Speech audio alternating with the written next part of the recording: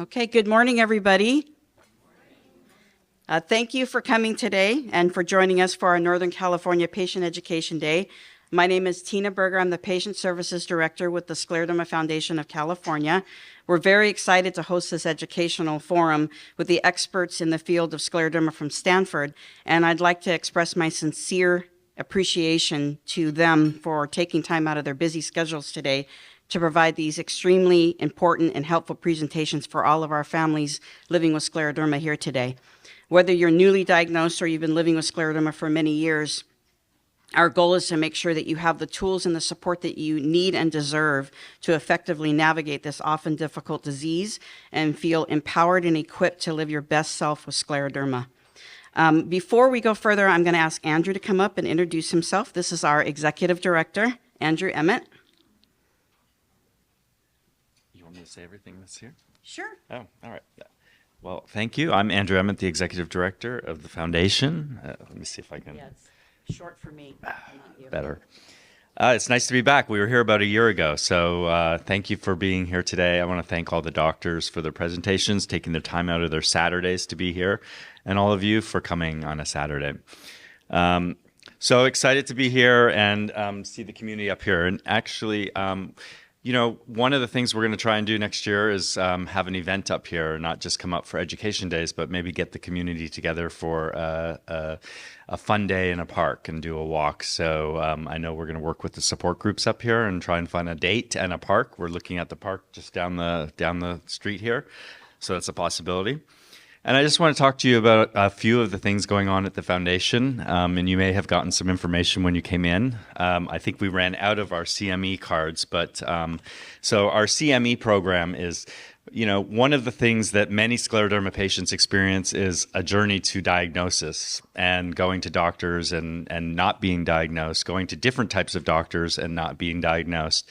So we work with our partners in Chicago and with the World Scleroderma Foundation and friends of the World Scleroderma Foundation to put together a CME program for the people in the medical professional fields, different fields, dentists, primary care physicians, any sort of medical doctor that takes a CME program to take our free CME program. So what can you guys do to help us with this is anytime you're talking to a doctor, your primary care physician, your dentist, anytime you're interacting with someone in the medical field, talking to them about scleroderma, and if they haven't heard about scleroderma, mentioning this program. And Tina shares all of this information with the different support groups, and it's up on our website, and there's a video. So, and we're going to make sure that we get some more postcards so everybody can get some postcards, because I think it's very important, and it will help in the journey to diagnosis. This will help the medical professionals understand scleroderma and diagnose it early.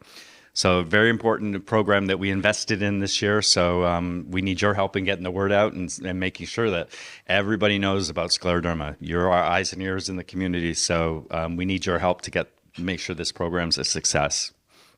Another thing that's going on, excuse me, is our gala. And we had some invitations out there. So we have our gala, our annual gala coming up November 16th. It's in LA at the Marina del Rey Marriott. We'd love to invite anyone who would love to attend. Obviously, this has information about buying tickets, purchasing tickets, donating to the event. We also have a lottery for patients. So I know you guys are a little far up here in Northern California, but we did the drive. It's 5 hours. And the flight's an hour. And it's a fun event. It's a great event. We celebrate our year and we honor some people that have helped the foundation and the world of scleroderma. This year's a little bit different than what we've done in the past. We will be honoring our founder who passed away earlier this year, Josephine Battiani. And then our second honoree, we'll be announcing an endowment to the foundation, which is our largest gift ever given to the foundation. We'll be announcing that at the gala, so it'll be an exciting night. If you'd like to come, please take an invitation. And if you'd like to come for free, enter our lottery, and Tina has some information about that. So we always have patients there, and we love to have part of the community come and attend. And again, if you're coming from Northern California, we have reduced rates at the Marriott Marina del Rey. So there's opportunities for you guys to attend, and we'd love to see some people from Northern California come and attend. I think that I'm going to turn over to Tina. And I just want to say thank you again for coming. Thank you, Tina and staff, Emmanuel, Alejandra, and everyone for coming today. Thank you.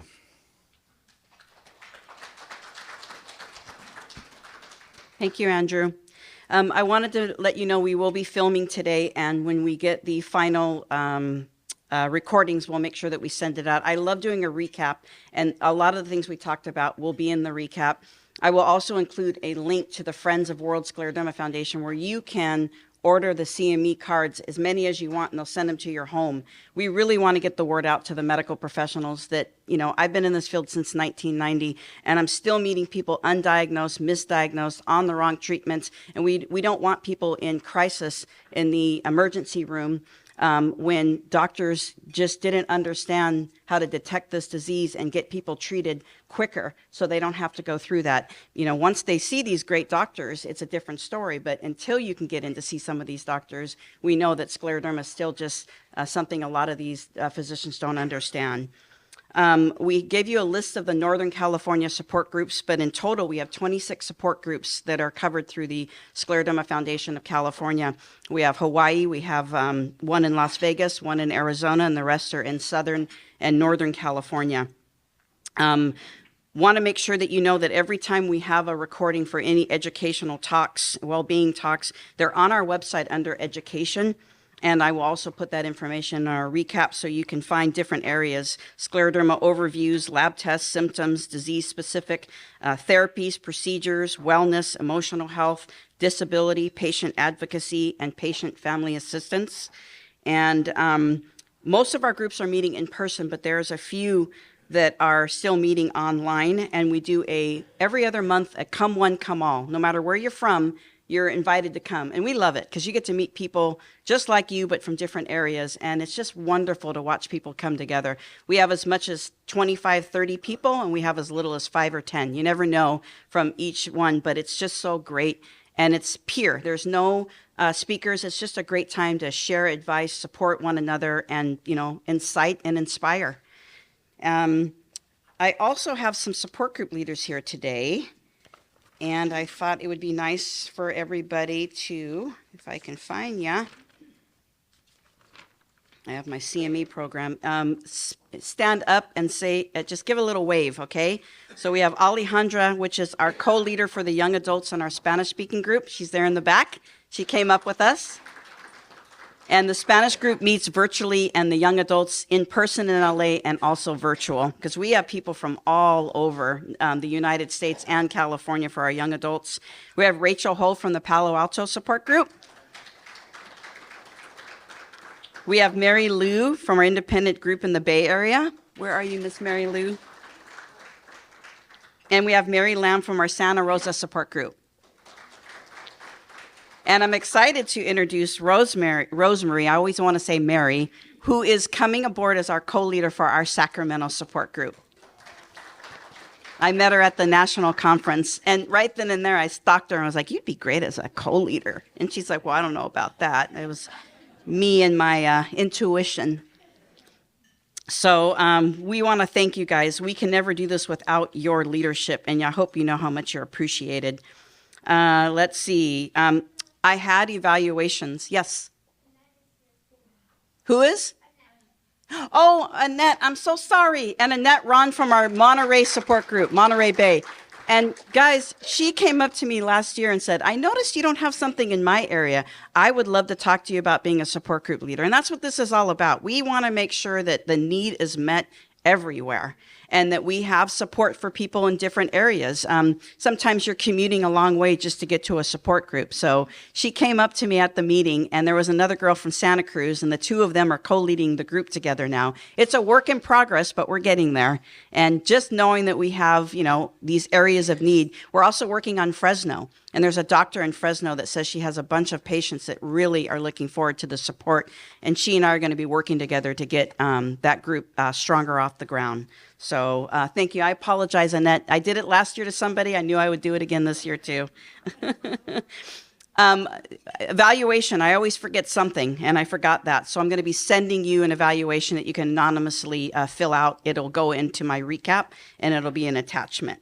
So the doctors will finish their talks in their entirety, and then you guys are more than welcome to ask questions. We'll go around with the mic so you can ask questions to the doctors.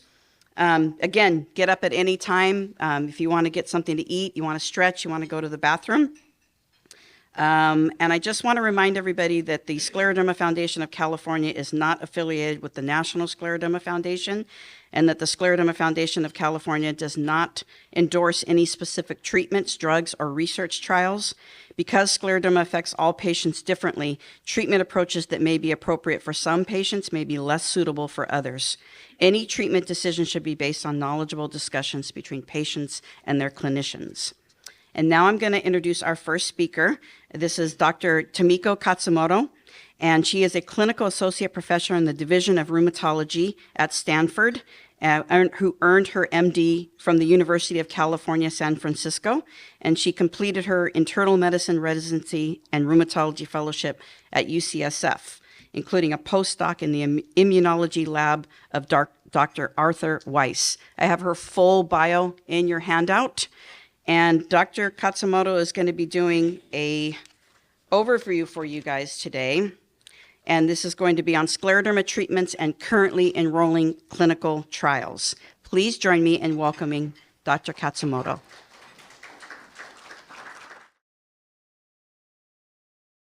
Good morning, everyone.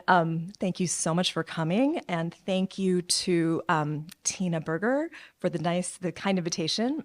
I am very honored to work with Dr. Lori Chung at Stanford University for the Scleroderma Center, and we collaborate closely on a lot of different clinical trials. So I'm really excited to talk to you today about what's been going on, what's the latest in the field. I think it's an exciting, promising time in terms of scleroderma. I think we are learning more and more about pathogenesis. We're learning more and more about how we can really make inroads in this disease. I want to start with disclosures. So I do get some research funding from Sanofi. I've consulted for Genentech and Sonoma Biotherapeutics, unrestricted gift from Beyond Meat. That is not relevant to this talk.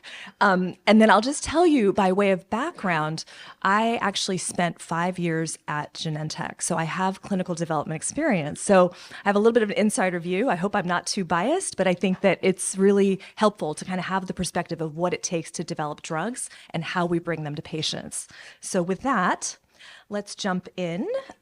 So here's what I'd like to talk about this morning. I'd like to give a very brief review of systemic sclerosis. I think you guys are all more expert than I am, but I'll give you my view. And then talk a little bit about pathogenesis. I think this is a complicated area, but I do think there's, like I said, a lot of exciting progress in terms of our understanding. Then we're going to run through some clinical trials, focusing on the ones that we've been doing at Stanford. And what I'd like to end with is sort of setting up the context for my dear colleagues, Dr. Sally Arai, who's in the back, and Dr. Everett Meyer, who I've been very closely collaborating with on cell-based therapies. So I think that there's a lot of promise. And so I just want to kind of set the stage, and then they will tell you more about that later this morning and afternoon. And then we'll end with some discussion. Okay, so Scleroderma 101, very basic. I think this is something everybody knows. Very roughly, we divide scleroderma, also called systemic sclerosis, based on skin involvement. We have let me see if my pointer works, the limited cutaneous and the diffuse cutaneous subsets. The limited is about 65%, the diffuse is 35%. And as you can see, limited really does have limited involvement, basically from the elbows forward, distal, or from the knees down. It can also involve the face. Often limited scleroderma will just involve the hands, even just the fingers. And sometimes it's really even hard to tell that there's any involvement. Diffuse, on the other hand, is a much more, is much more extensive involvement of the skin, can be more rapid in progression in terms of its onset, and can be more associated with, organ manifestations. We'll talk about both of them. So that's just the really rough overview. Here are some pictures from Dinesh Khanna and Chris Denton from The Lancet, where they showed examples of diffuse cutaneous scleroderma, where you can appreciate, often the face is a little bit, you can tell the face is a little, stretched. No need for Botox here, right? No wrinkles. That's a perk. And then sometimes even the oral aperture can become smaller, due to kind of subcutaneous fibrosis. People can have extensive skin thickening and even subcutaneous thickening and fibrosis, leading to contractures, leading to disability, mobility issues, which is very, very frustrating. And you can appreciate kind of some of the changes in the skin, various changes, sometimes hyperpigmentation or hypo. A lot of times we'll see salt and pepper pigmentary changes. A lot of patients may have pruritus, meaning itchiness, when they have skin disease activity. I always ask about that. And of course, what's not shown here are examples where people can end up getting digital ulcers, where they have impaired vascular flow, so leading to more injury and ulcerations of the fingers most commonly. Whereas in contrast, let me show you a picture from limited cutaneous. So really, you can still have facial involvement, but often this is spared. And then you can, typically it's the hands that are involved most commonly, but it can be more subtle. Typically it starts as puffiness, and then over time it can become a little bit more bound down, tight, fibrotic. And one thing that this picture is showing is when people have chronic Raynaud's, essentially, they're getting vascular perfusion issues, and you can end up seeing these dilated capillary loops on their nail beds. And so that's something that we always look for. You can see what are called ragged cuticles. So the cuticles are looking a little bit not so, clean, again, from decreased flow and perfusion to the fingers. One of the most complications that is literally hard, not to make a pun, but it's hard to deal with, is the calcinosis. And so I think this is where we need better treatments. So I know that the research is trying to kind of get at that better. So this is an old graph, but it still holds true, from Ginny Steen and Tom Metzger, where it kind of gives you the overview of, on the x-axis, disease duration, on the y-axis, skin thickness. And so you can appreciate that diffuse disease, as I mentioned, kind of has a very rapid onset and progression. The skin thickening happens early and quickly. You can have a lot of these joint contractures. And then we talked about internal organ involvement. So most commonly the GI, esophageal involvement in 90%, but even lower GI involvement. Lung is something that we're always looking out for, interstitial lung disease, and then heart, kidney involvement can happen. And then over time, the skin may actually start to loosen up. It doesn't go back to normal necessarily, although that is our goal, but this is sort of the natural history of what the skin does. In contrast with limited, you can appreciate that the skin kind of starts to get thick early, and often, again, this is typically just the hands, and then it kind of sort of stays pretty stable, not a lot of change, but you can end up having later manifestations. So we're always screening. My poor patients, I make them go do echocardiograms every year and pulmonary function tests just to make sure that there's nothing, that's no complications that are developing. So there are later internal organ issues that can happen with limited. This is a little bit of the alphabet soup. I want to thank Lori Chung, who lent me some of her slides. But this is a complicated schematic that shows the different manifestations of scleroderma. And a lot of these tend to correlate with the autoantibodies. So, as Tina was talking about misdiagnosis, I think that that's true. A lot of people say, oh, I have a positive ANA, I have lupus.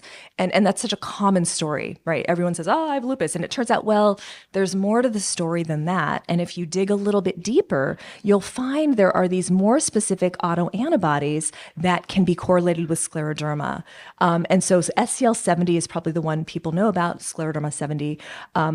Centromere is the other common one, and then RNA polymerase 3. These are the three scleroderma-specific autoantibodies that have slightly different flavors, I will say. SCL70 can be more associated with interstitial lung disease. RNA polymerase 3 is more associated with something called scleroderma renal crisis. And then centromere antibodies are more associated with pulmonary hypertension in a minority. So like only about maybe 10-15% will develop PAH. And then there's a whole host of other autoantibodies that we can see. There's one called PMSCL, which stands for polymyositis scleroderma. These are people that tend to get like an overlap of both muscle involvement as well as scleroderma. I have several patients that have overlaps, and so that's something that is worth being aware of. So bottom line is we have to really, it is worth, going to a scleroderma expert to truly, because we see a lot of these patients and understand kind of the subtle manifestations. This is not just lupus, so keeping that in mind. Okay, we're going to go back to basic 101. This is actually a very, very high-level schematic. This was actually a review that we published back in 2011, and it still holds true. So the high level is that scleroderma pathogenesis really is a complex interaction between genetics as well as environment. I think we've learned a lot. We're still learning about genetics, but I'm also very much interested in what are the environmental factors that may set us up for scleroderma. But whatever happens, whatever these factors are, we know that often it starts with Raynaud's. I think many of you have dealt with the, Raynaud's, fingers turning white, fingers turning, blue or red. So there's clear vascular abnormalities that underlie a lot of scleroderma pathogenesis. And then that may lead to also the immune abnormalities that we see. Autoimmunity, the ANA, a lot of these other autoantibody and T cell driven manifestations, as well as B cells. And then that somehow, between the vascular and the immune abnormalities, this leads to fibrosis. And these are very complex pathways we're going to be talking about a little bit more. So it's an interplay of these three different domains. Okay, now we're getting a little more detailed. So we talked about starting with vasculopathy. With the vasculopathy that develops with scleroderma, you can end up having, endothelial cell apoptosis, meaning death, and that can lead to release of things, that can lead to stimulation of the immune system, which is thought to then, again, this is thought to interact and drive the immune milieu that may set things up for fibrosis. And in addition, the vasculopathy may also lead to fibroblast activation that further drives fibrosis. And I think we're starting to really understand a lot of the players that are mediating these different steps in the cascade of scleroderma. So here's an even busier slide. Sorry, and I know it's too small, but let me just sort of highlight a couple things. So this represents the B cell activation side of scleroderma. And B cells can differentiate into these cells called plasma cells, which then can crank out a bunch of antibodies. And these are super important when we have an infection. We want to clear the infections. Vaccines will induce an immune response, including antibodies. But the problem is in autoimmunity, these can end up being autoantibodies, and they can stir up trouble. And so this is an important aspect that we are able to target either by depleting B cells, or actually now there are going to be cell-based therapies that can deplete B cells. And we'll talk about, Dr. Sally will talk about auto BMT, but Dr. Everett Meyer will be talking about some of the CAR T cell therapies that are capable of depleting B cells. Here is the arm that talks about kind of the T cell based approach, and as well as monocytes and macrophages. There's an innate immune response as well as an adaptive response.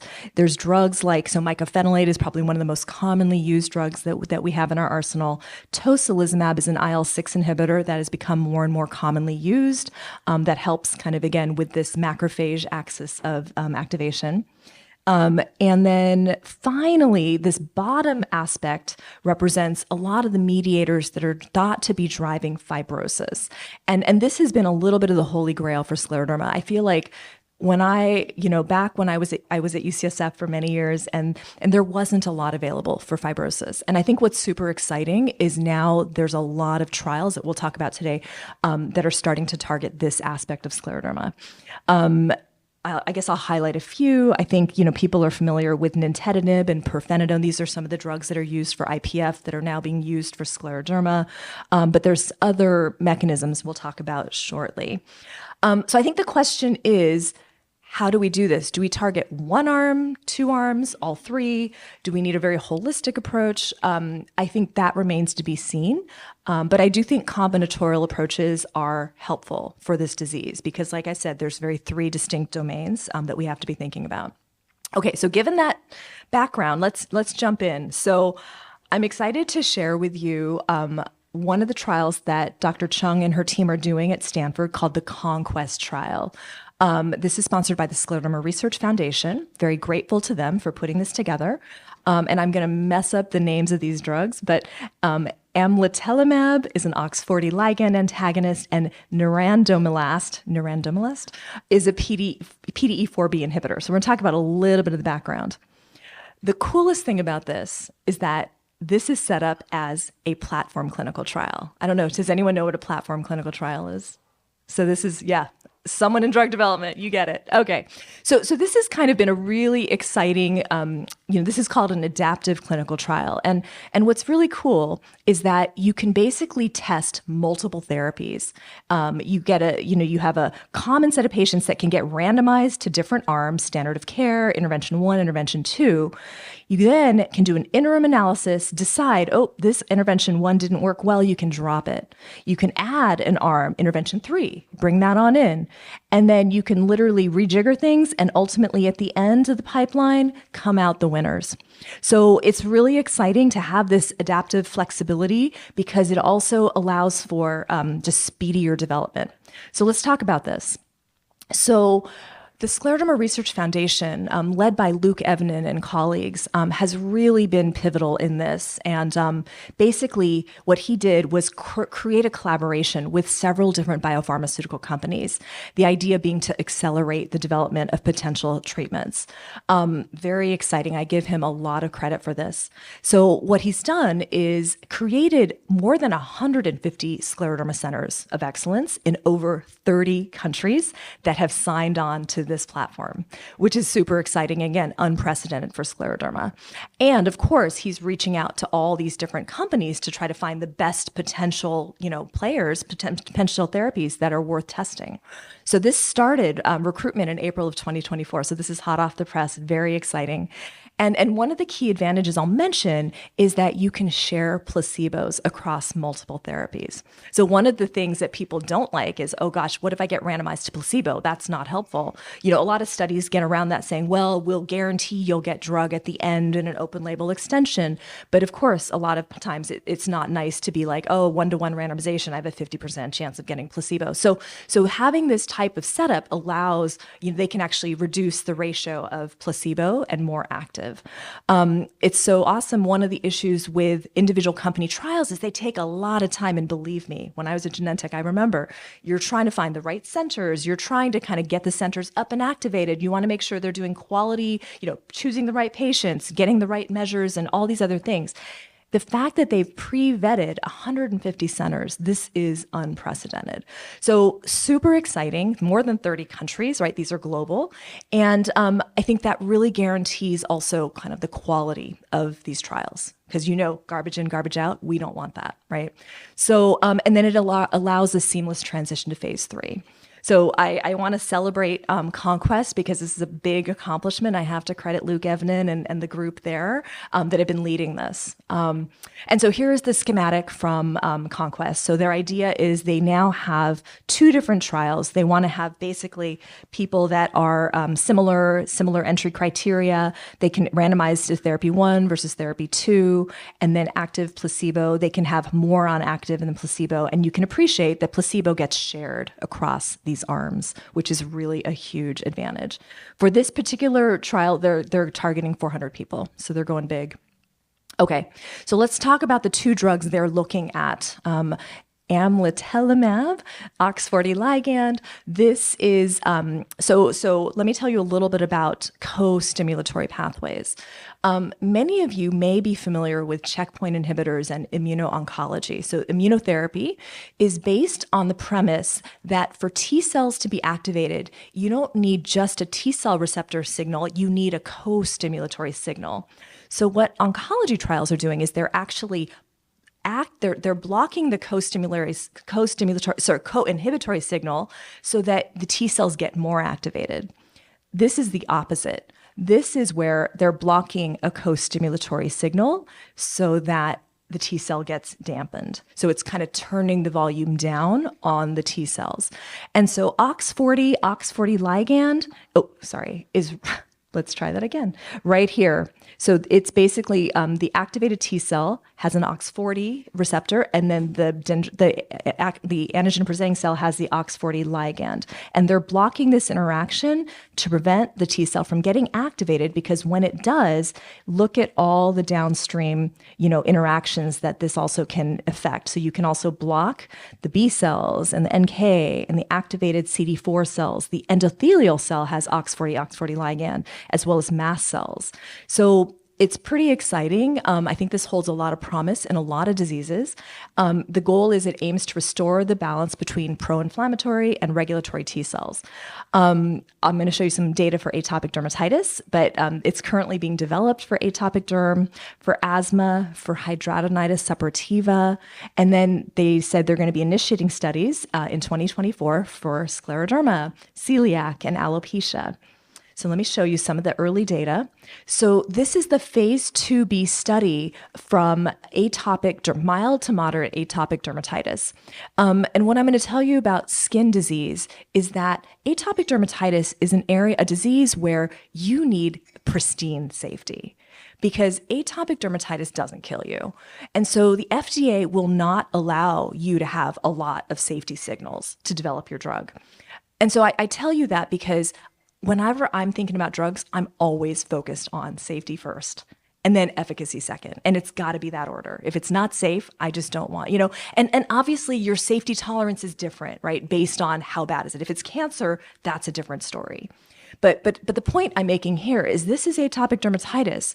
They got a whopping good signal in terms of efficacy when they looked at, this is their 250 milligram with loading dose. They looked at they did a very strict analysis here, and then the black bar represents, people that might have had other all-comer analysis. But you can appreciate there was a big efficacy signal based on the eczema area and severity index. And importantly, what I want to show you is the safety. And so when they looked at, they had 310 people that got treated, and placebo was 78. So this was a big trial. And you can appreciate any treatment emergent adverse events. So, 60, 67%. But the good news is very few of them were any serious adverse events, so 2.6%. Adverse events of special interest, so about the same across the different groups. And then any treatment emergent adverse event requiring discontinuation, it was actually less in the drug arm, which I think is really interesting. And almost all of them, 94% of them, were mild or moderate AEs. So I think this is incredibly promising. So I want to just share that with you. Okay, then let's talk about the second drug. So Conquest is doing a second trial, they're randomizing into the first drug I mentioned, and then this drug, which is basically, let me say it, nerandomilast. This is a PDE4B inhibitor.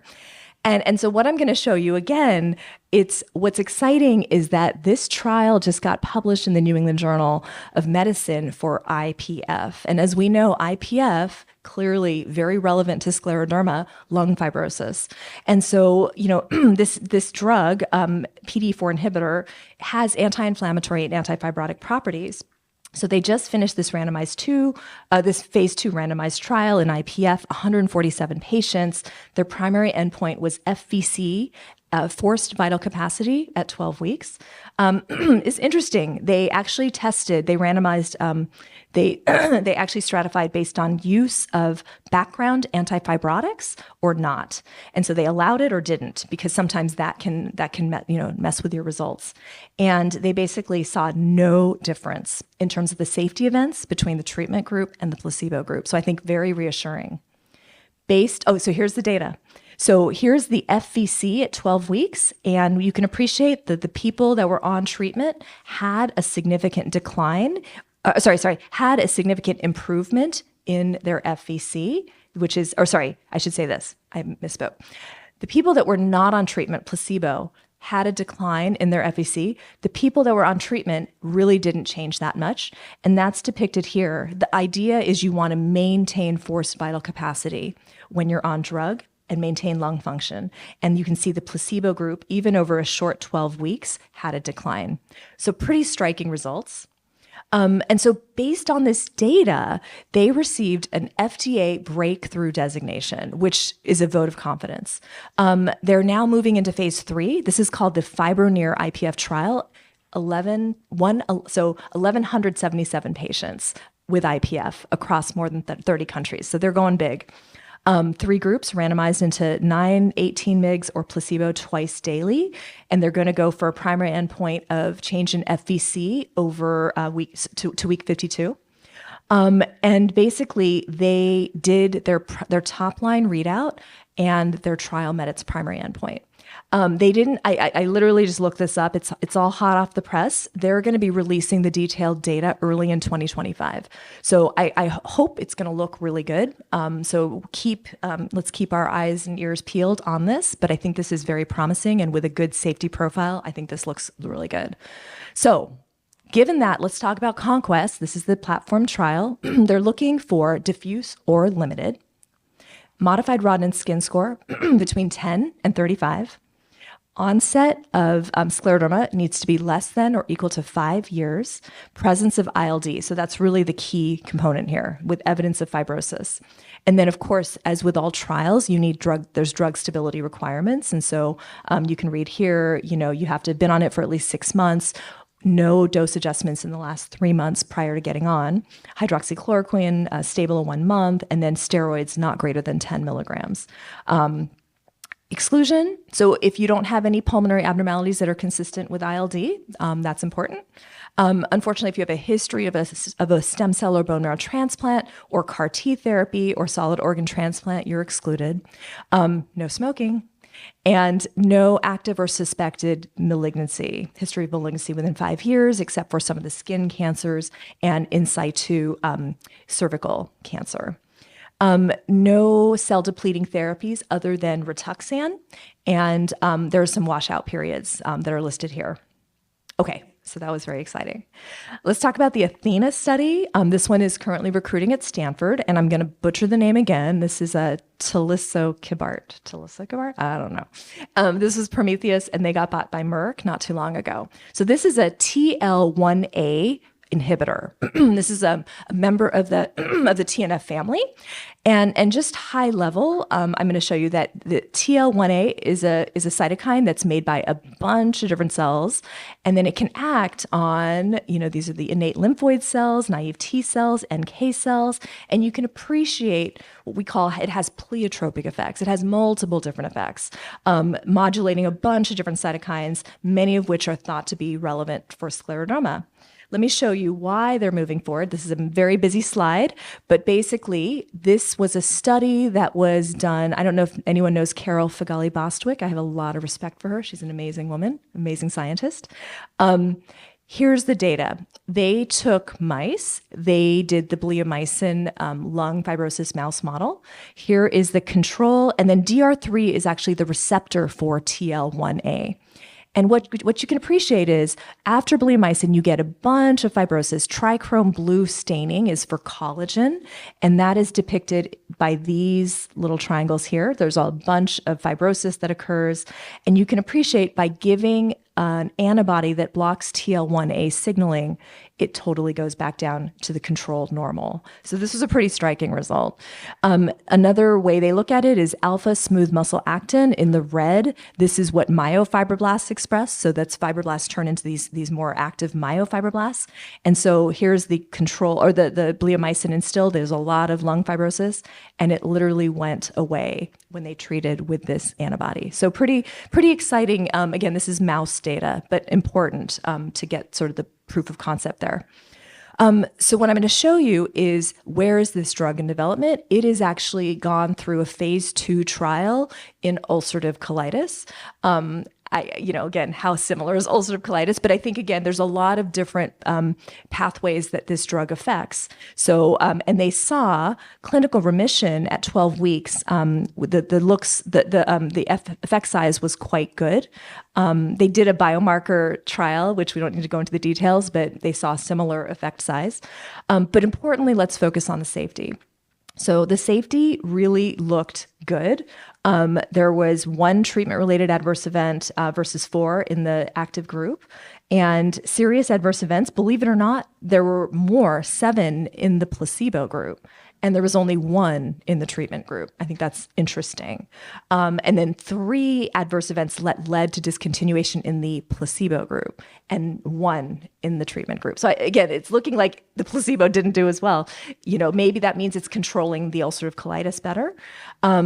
So I think the safety so far looks good. The numbers are, again, just under 200. So there's some data here, but I think it looks promising. So keeping that in mind, here's the information on clinicaltrials.gov. They started enrollment. They said they started in 2022.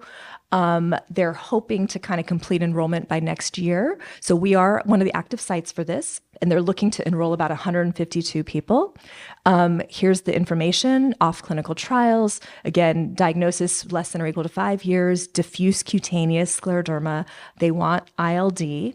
They want FVC greater than 45%, DLCO greater than or equal to 45%, and then stable dosing requirements for various different drugs. It looks like they're allowing nintedanib, Ofev, mycophenolate, methotrexate, AZA, or corticosteroids.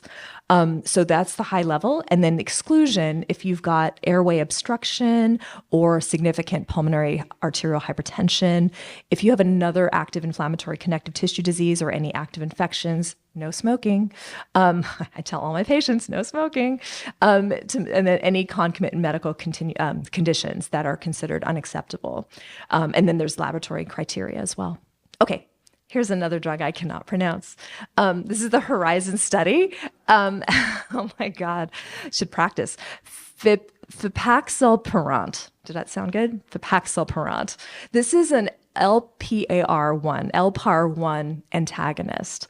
And so really quickly, this is a small molecule allosteric, negative allosteric modulator of LPAR1. It is currently in phase 2 clinical trials for diffuse cutaneous scleroderma and IPF.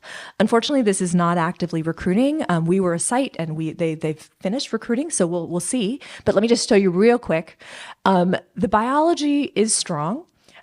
There is work done by the late Andy Tager, who has done really beautiful work on kind of the mechanisms by which LPAR1 is very relevant in fibrosis. And so just to give you the high level, this is a G protein coupled receptor that is downstream of a protein called autotaxin. And then LPAR1 activation can lead to a lot of skin-related fibrosis, lung fibrosis, and vascular issues and collagen deposition. So the idea is by blocking this specifically, they can mitigate a lot of these impacts on skin and lung. So we'll wait to see what those results look like. Hopefully that will move forward. And here's the high level from clinicaltrials.gov. They completed, I want to say, okay, so I think they've finished enrolling their last patient, and so they're hoping then that person's gonna make it out to their 52 weeks. I think we're aiming for about 300 patients, so it's a pretty robust study. We'll see how that goes. Okay, this one doesn't have a name yet. It's a TGF-beta 3 inhibitor, and this is by Genentech Roche.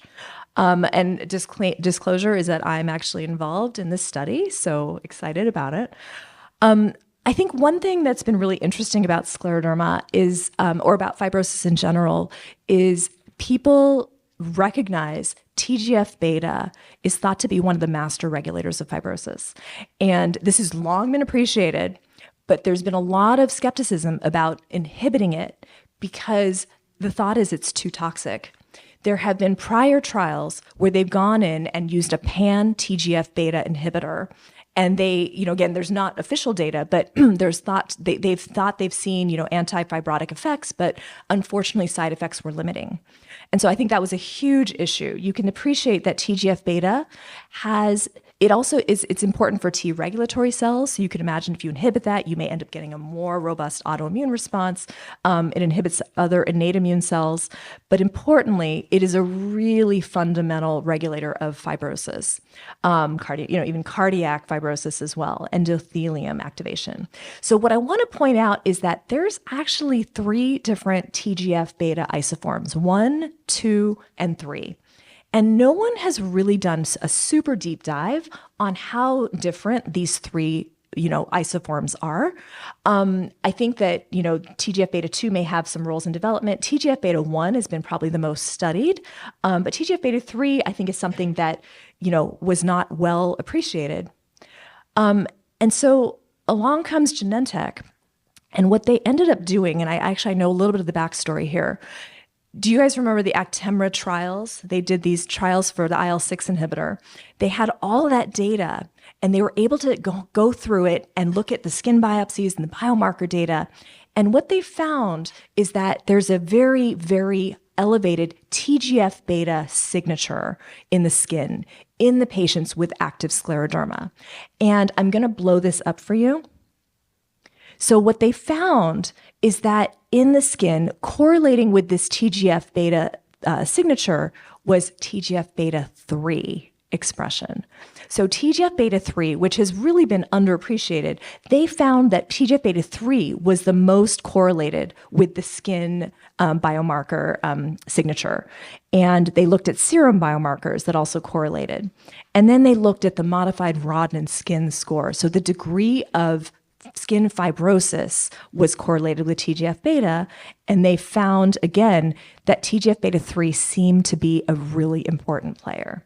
And so because of that, they basically found all these correlations, and they went on to develop a very potent and selective anti-TGF-beta 3 monoclonal antibody. So this will not hit TGF-beta 1 or 2. And I think TGF-beta 1 is thought to have a lot of the sort of signals in terms of safety signals. So their idea moving forward is that this is going to be a safer way of getting at fibrosis. And so we are now in the trial. Unfortunately, it's closed to enrollment, but we're going to wait and see. We've got a couple patients on study. There was a multiple ascending dose stage of a 12-week treatment period, followed by an open label safety extension going out to a year. And they're anticipating that they're going to take their top line cut of data coming up soon, hopefully. So we're really looking forward to those results to see what that shows. So stay tuned, hopefully more soon. Okay, I'm going to end with B cells. I think there's a lot of excitement about this. So let me go through. So we talked about that, right? This is Rituxan, and there's Benlysta, and there's other B cell depleting agents that are available. But we're going to talk about setting the stage for cell-based therapy. I'm going to go back to some work that actually I was involved in when I was at Genentech. So I think many of you are familiar with lupus. There was a lupus nephritis trial called LUNAR that was done over a decade ago, where they looked at a B-cell depleting drug called rituximab, and they randomized patients to Rituxan and placebo. Unfortunately, the study was negative. They did not see improvement with Rituxan. However, this is the one example where doctors out there still use Rituxan a lot because they're like, but it works. And so the question is, was it a study design issue? What was the reason it failed? There's been so many analyses trying to get at this conundrum. So when I was at Genentech, I actually was able to help with an analysis of 68 patients that received Rituxan and had data on the degree of B-cell depletion. So to kind of guide you through this, we split the groups up into, did people get a CD19 B-cell depletion of less than 20 cells, less than 5 cells, or completely zero? And so we basically looked at these 3 different groups. We had this data, and 100% of patients achieved depletion to the level of 20 cells to the level of 5 cells, but only 78%, so 53 patients, achieved this complete peripheral depletion. So let me show you those results. There. Okay. So I'm highlighting for you in red the now it's only 53 patients who achieved complete depletion based on the what I just told you the definitions were, versus the patients who were not completely depleted of B cells. And you can appreciate clearly there's a big difference in terms of efficacy. So the degree of depletion of B cells matters. Why do some patients not deplete as well is another important question. Rituxan, there's now been 2nd generation, 3rd generation B cell depleting antibodies. Obinutuzumab is one that is going forward in lupus nephritis. And I won't go through details there, but the question has been, are we not depleting well enough? Is that the problem? I want to point out one important caveat. When we measure peripheral B cells, we're doing on just the blood, we can basically find 0 B cells, but that doesn't mean you don't have depletion completely in your body. You still can have central B cells. So in your lymph nodes, in your spleen, there still are B cells that could be there. And so this is the premise on which maybe a more effective B cell depleter might actually have better efficacy. So let me show you some data. This is the Desires trial published in Lancet Rheumatology 2021. And it was a multi-center double-blind parallel group RCT where they randomized patients to Rituxan, 375 mg per meter squared weekly for 4 weeks compared to placebo. They did a primary endpoint and change of MRSS at 24 weeks, and their secondary endpoint was change in forced vital capacity at 24 weeks. So they were looking at both skin and lung. These were essentially, I'm trying to remember. Yeah, they were modified Rodnan skin of greater than or equal to 10, no steroids more than 10, no antifibrotic agents or other immunosuppressants within 4 weeks. They excluded pulmonary hypertension. They had FVC less than 60 as an exclusion. And if they had received cyclophosphamide in the past 2 years, they were excluded. Let me show you the data. So this was exciting. They looked at the modified Rodnan, their primary endpoint, and you can appreciate that the Rituxan group had a statistically significant decrease in modified Rodnan. The delta I want to point out to you was, I would argue it's about 6. I'm just eyeballing it, right? So about a 6-point decrease overall in modified Rodnan skin score, which is substantial. They met their endpoint. It's effective. For forced vital capacity, the red is the treatment group, and the goal, as we talked about, is to sustain and maintain lung function. The blue is the placebo, and they did decline over 24 weeks, and they achieved statistical significance here. So it looks like it works, but what I want to show you is even more interesting. When they did the subgroup analysis, they basically looked at patients who started out with high levels of CD19 B cells. So they looked at the group that had higher levels of peripheral B cells, as well as a higher modified Rodnan skin score. And I'm just going to quickly go back. This delta was about 6 in terms of modified Rodnan. This delta is 17. So it's not trivial. It's a big difference. Whereas they looked at the people who did not have notably high CD19 cells in the periphery, less than 57, and the difference was like 2.7, and it was not significant.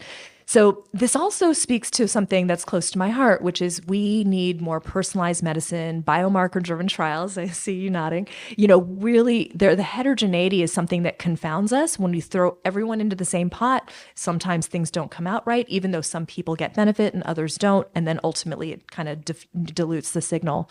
So, but I think this is incredibly promising data, and I think this sets the stage for more effective B-cell depleters. Using cell-based therapy approaches is one option. There are more powerful B-cell depleters that are also out there. So Everett will be talking about this at our next, in the afternoon. But I think stay tuned. I think there's a lot of promise for this mechanism. And so with that, I want to end with some take-home points. I hope that I've convinced you that it's a really exciting time in scleroderma. I think there's a lot of promising therapies on the horizon. There's several that we're testing. We're just one center. There's several others out there. There's a lot of basic scientists that are working on kind of understanding scleroderma pathogenesis. A lot of drug companies are super interested in this. And I think that, we're seeing more and more therapies that target multiple aspects of scleroderma. There's a lot of immune mechanisms, but importantly, I'm excited about the fibrotic, anti-fibrotic mechanisms that are coming to the fore, because this has been, again, uncharted territory until more recently. So I think it's an exciting time. So thank you for being here. Very excited about this collaborative clinical trial landscape. We talked about platform trials. I think this affords a lot of promise and hope for really accelerating clinical development, really helping get therapies to patients faster and more safely with minimal placebo, a lot of that stuff, quality clinical trials. And I have to thank the Scleroderma Research Foundation for pushing that. And then finally, we ended with B-cell depletion. The fact that, cell-based therapies like CAR T cells that are directed against B cells may be a very promising therapy. I think we have yet to, we're going to wait on that, but Dr. Everett Meyer is going to talk a little bit more about that this afternoon. And so with that, I'm going to ask a favor of you guys. So I mentioned earlier, one of my interests is not just on diseases, but understanding environmental impacts of disease. And I've been involved in a collaboration. I'm actually I'm one of the co-chairs for the aCyr Climate Change Task Force. So I feel like we need to be thinking about our environment, what we're exposed to, chemicals, food, and climate changes. These are all things that are here that we are dealing with. And so I'm going to ask if people are interested, if you can scan the QR code. This is a survey that we've rolled out to really try to understand the patient experience in terms of climate change. Has it impacted you directly? I personally, not to bias you, but I've had patients with lung involvement, and when the wildfires hit, it has caused flares. Examples like that, right? I think we want to understand this better. We want to study it, and so we can then push the envelope, get more funding, and really promote. We're doing this for all autoimmune diseases, so not just scleroderma. But I think this is an important concept that has unfortunately been under the radar, and we need to bring it to the fore. So I want to thank you for doing this if you are willing. All right. And then finally, I want to thank my patients, and including my study patients. And I want to thank my patients have taught me so much. I'm really indebted to them. It's an absolute honor to take care of scleroderma patients. I feel like, I don't know, you guys are like the most gracious people in the world. I'm just like so honored and humbled.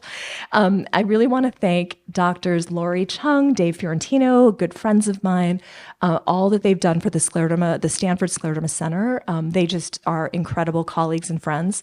I want to thank Doctors Everett Meyer, Sally Arai, and the Stanford Cellular Immune Tolerance Program. There's some exciting stuff that you're going to hear about shortly in this area, and I'm honored to be part of that. I want to thank Tina Berger and the Scleroderma Foundation for hosting this event this morning. I'm going to thank the Scleroderma Research Foundation. I think they've done some tremendous work that is really going to work to accelerate drug development. And again, all of you, I want to thank you for being here today, and let's have some discussion. So thank you.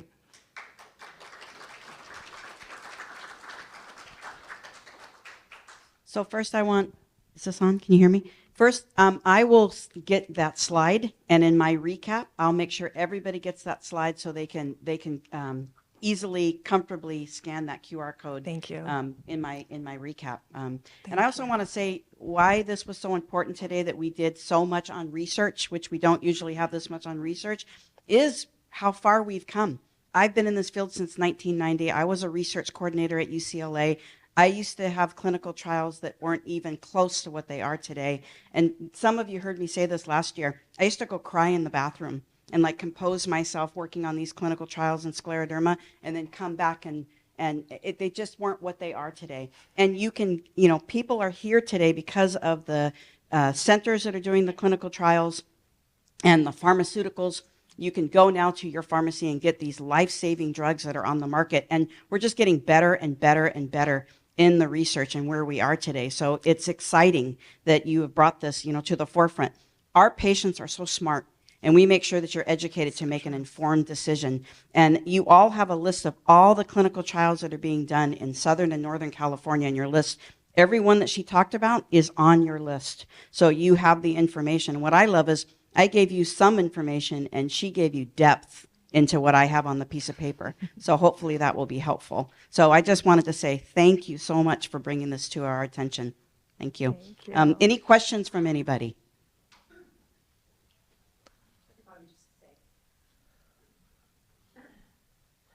No, I believe in the trials. I've done several with you and Dr. Chung.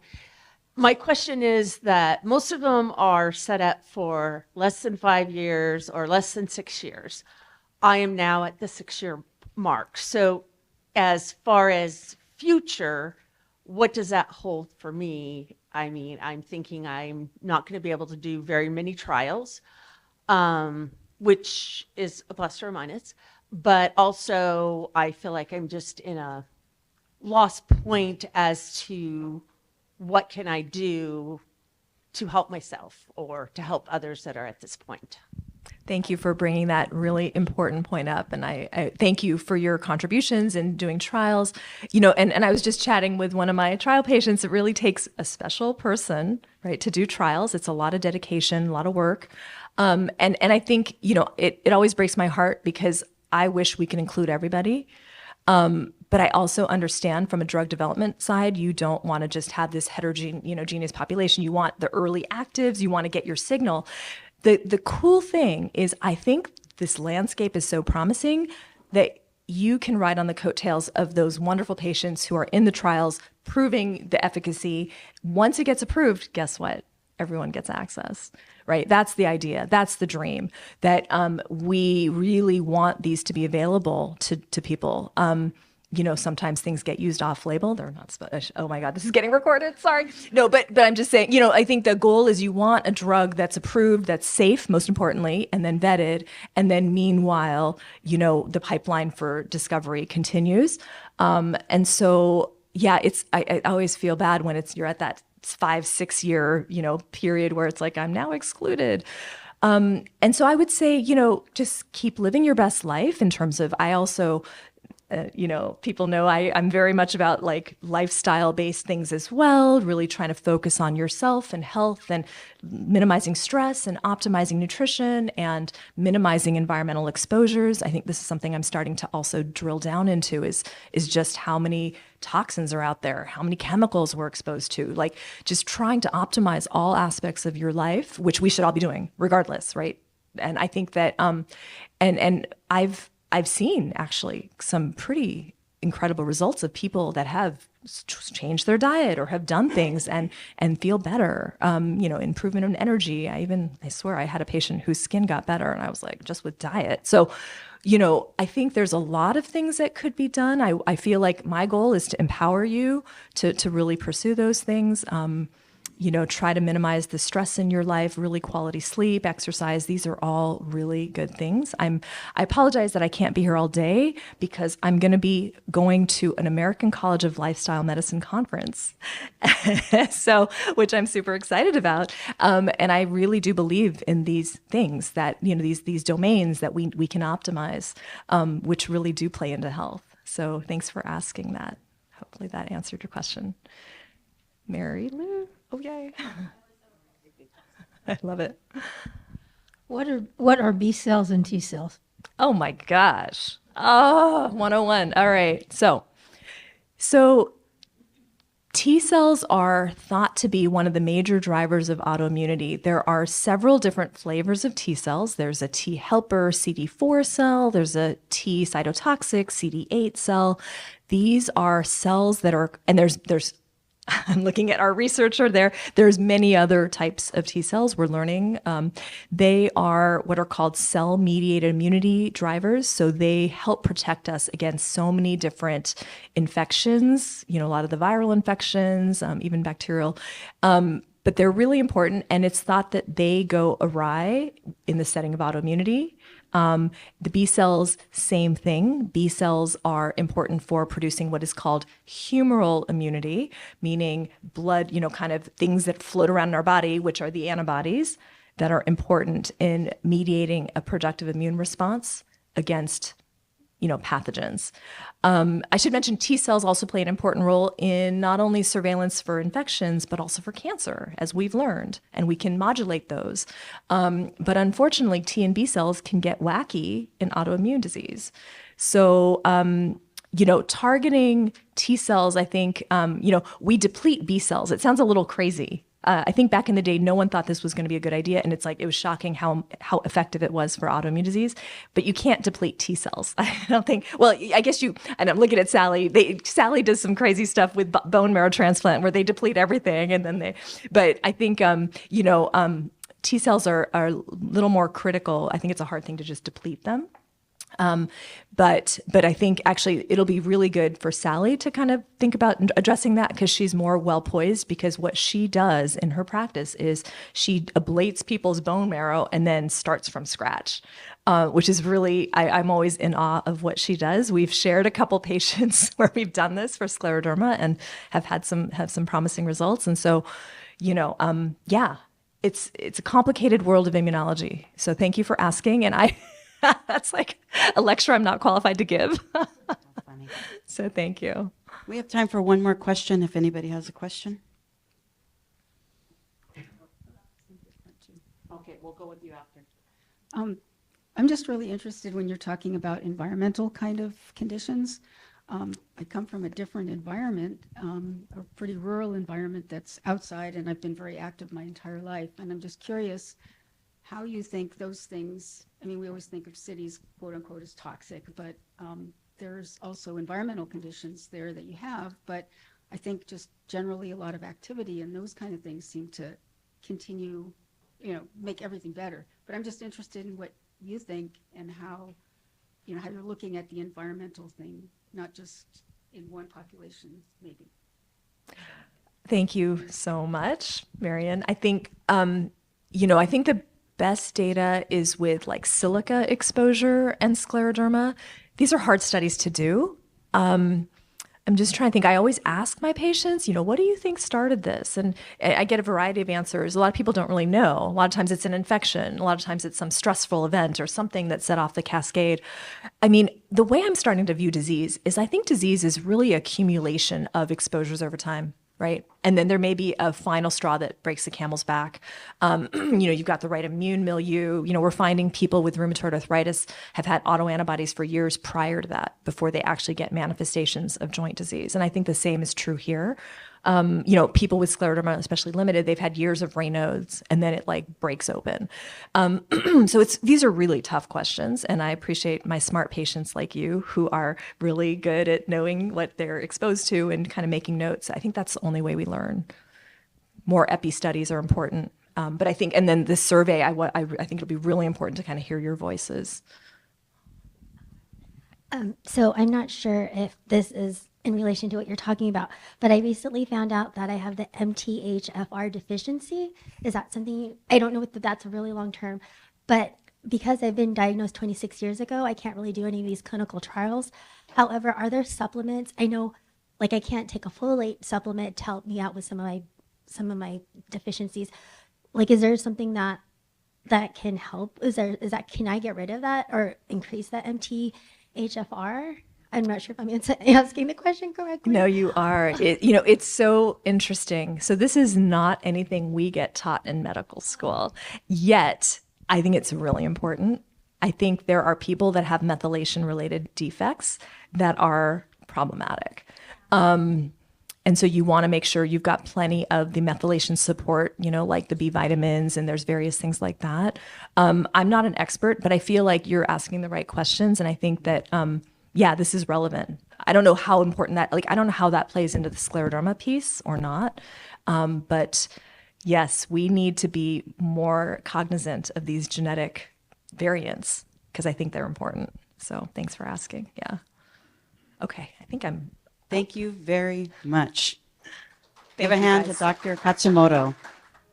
So while Emmanuel is switching out the computer, I'm just going to give you a quick overview for Dr. Sally Arai. Dr. Arai is an associate professor of medicine for blood and marrow transplantation and cellular therapy. Dr. Arai has formal training in clinical research with a master's in epidemiology from Stanford University.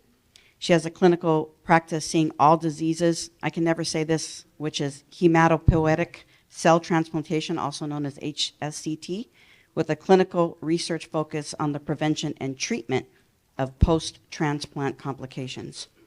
So Dr. Arai is going to be doing a overview on stem cell transplant in scleroderma and the Stanford experience.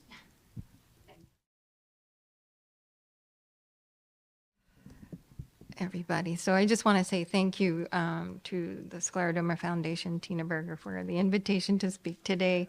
I'm, as Tina said, I'm a bone marrow transplanter, so come into this from a different direction. I was asked to talk about an overview of hematopoietic cell transplantation in scleroderma, and as well as some of the Stanford experience. Let's see. Okay. So as part of just the overview of the talk today, I was going to go over what are some of the data that support autologous transplant for scleroderma, a little bit about the Stanford experience, and future directions. So kind of the basic slide of scleroderma. This is more to help me to organize my thoughts. As Dr. Katsumoto earlier described, the systemic scleroderma being a heterogeneous systemic autoimmune disorder. with the two forms, the limited and diffuse cutaneous forms. Limited being more the distal affected areas of the skin with relatively good prognosis, and the diffuse with more extensive skin involvement going proximal and involving more extensively visceral organs and having a poorer prognosis. So the pathogenesis of scleroderma, I have my own picture slide, similar to Dr. Katsumoto's, again, also to just sort of organize the thinking around how we approach treatment of scleroderma, is that we think of it as a cycle of pathogenesis, starting with the vasculopathy, followed by inflammation and fibrosis. And basically, the autoimmune syndrome creating a vascular injury that activates endothelial cells, that then in turn results in an recruitment, activation, proliferation of leukocytes, that's T cells, B cells, macrophages, dendritic cells, that cause a pro-inflammatory environment to be created. And once that's created, I don't know if I can, you can see on the bottom of the screen, these are the T and B cells getting activated, creating a pro-inflammatory environment that results in activation and differentiation of resident fibroblasts into myofibroblasts, which then create a profibrotic environment, setting down more extracellular matrix and leading to the vascular remodeling and excessive fibrosis that you see clinically. So treatment, again, this is my basic slide, and really to organize around the treatment for scleroderma being perhaps not standardized, but requiring a very comprehensive interdisciplinary approach. The first standard of care, first line standard of care, seems fair to say it's focused on immune suppression with MMF, cyclophosphamide, methotrexate kind of agents. But then there are the newer agents, as were spoken about, anti-inflammatory, more directed anti-inflammatory and anti-fibrotic agents like tocilizumab and nintedanib. And then again, your treatment being more focused toward trying to prevent progression of in the organs that are involved, and the various agents for skin, kidney, lung ILD, and lung the pulmonary artery hypertension. But hematopoietic cells transplant probably we can say has emerged in recent years as a treatment for more the diffuse form, of course, when it is refractory and rapidly progressing with sclerosis and cutaneous sclerosis and organ involvement. So what then is the proposed mechanism of autoimmune disease remission when you do an auto or an autologous transplant? So back to the slide, the pathogenesis slide, the basic principle of an auto transplant would be to rebuild a new intolerant immune system by using the high dose therapy of the transplant. And in general, what we're trying to do is have a major impact on the eradication of the autoreactive immune driver cells. And that's where that X mark is there. That's probably where the transplant is impacting. And that by doing that, we can reestablish normal T and B cell regulatory networks that then allow us to break this cycle and allow normalization of tissue architecture and hopefully reverse the fibrosis. So there was in 2018 a position statement from our organization, the American Society of Blood and Marrow Transplant, that systemic sclerosis is an indication for autologous transplant. This was actually about the time that I met Dr. Katsumoto and the scleroderma group at Stanford, is how we connected initially. And what was in this statement was that their final conclusion was that auto transplant would be considered a standard of care for patients with severe systemic sclerosis. And the European Bone Marrow Transplant Group, which is the EBMT, followed shortly thereafter in 2022 with the same conclusion. And this was based on expert panel that was reviewing the current evidence and provided this recommendation. And basically it was mainly based on these three randomized clinical trials of transplant being shown to be superior to cyclophosphamide for the treatment of systemic sclerosis. And this is the table sort of reviewing the three trials that made this recommendation happen. There was and they are separated in time. ASSIST was quite a while ago in 2009. ASTUS, which was more of a European trial, and the Scott trial, which is the more recent American trial. There were, you can see very small numbers. In the ASSIST trial was a 19-person trial, and there were different approaches. So I put down what is important in transplant, mobilization, regimen, how you collect stem cells from the patient, the stem cell purification or modification, and the conditioning regimen. And those are things that are unique to transplant, and they were different actually between the three trials. Probably the most impactful one was the Scott trial that was done, that was reported in 2018, which led to the change in position. But the main thing to notice is that there is what we call CD34 selection of the graft, so that's manipulation of the graft to take out the activated or T cells and your activated lymphocytes that we think are drivers in systemic sclerosis. So that was felt to be important to include, as well as these regimens, which are very lymphotoxic, meaning trying to still drive down those immune cells. And then the outcomes of the three trials are shown here.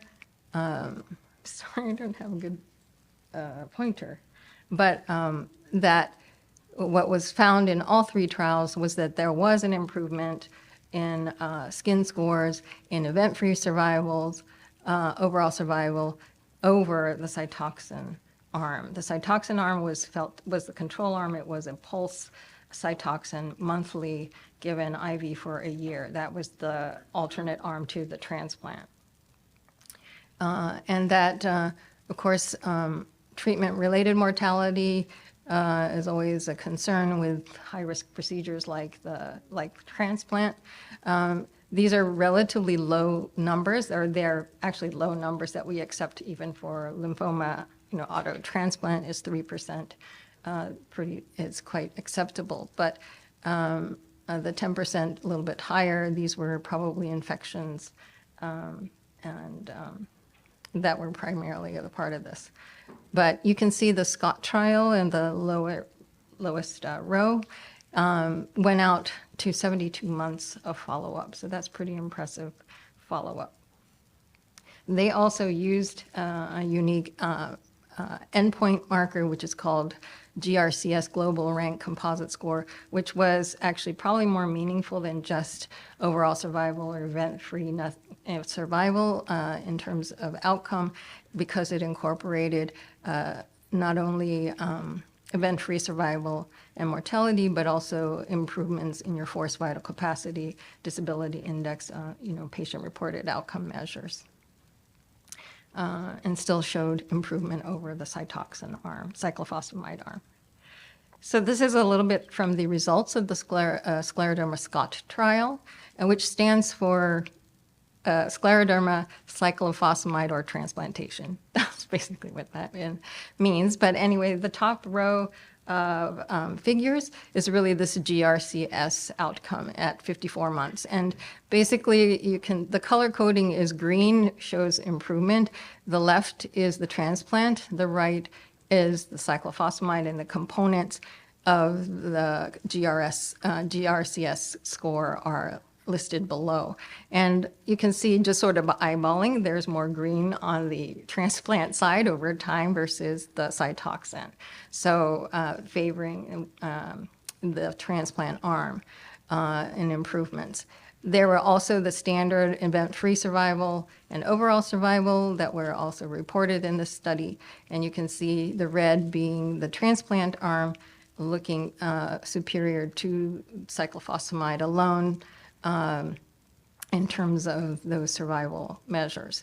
Also, at the bottom was the need for DMARDs to be reinitiated after the transplant versus cyclophosphamide, and it was also much improved, 9% only for once you had a transplant, going back on more therapy versus the cyclophosphamide arm being 44% back on therapy.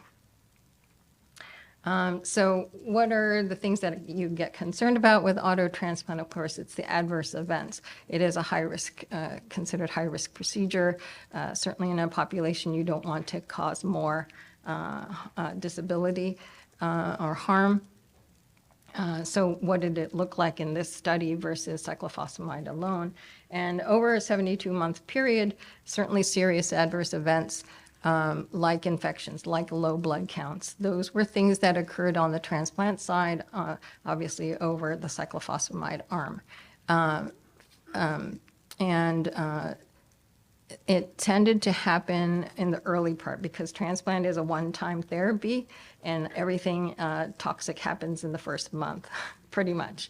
And so that's actually what was discovered in this trial, that the patients that underwent the transplant arm, on the left side for these bar graphs, all the blue is the adverse events being serious were in the first several months of the transplant course.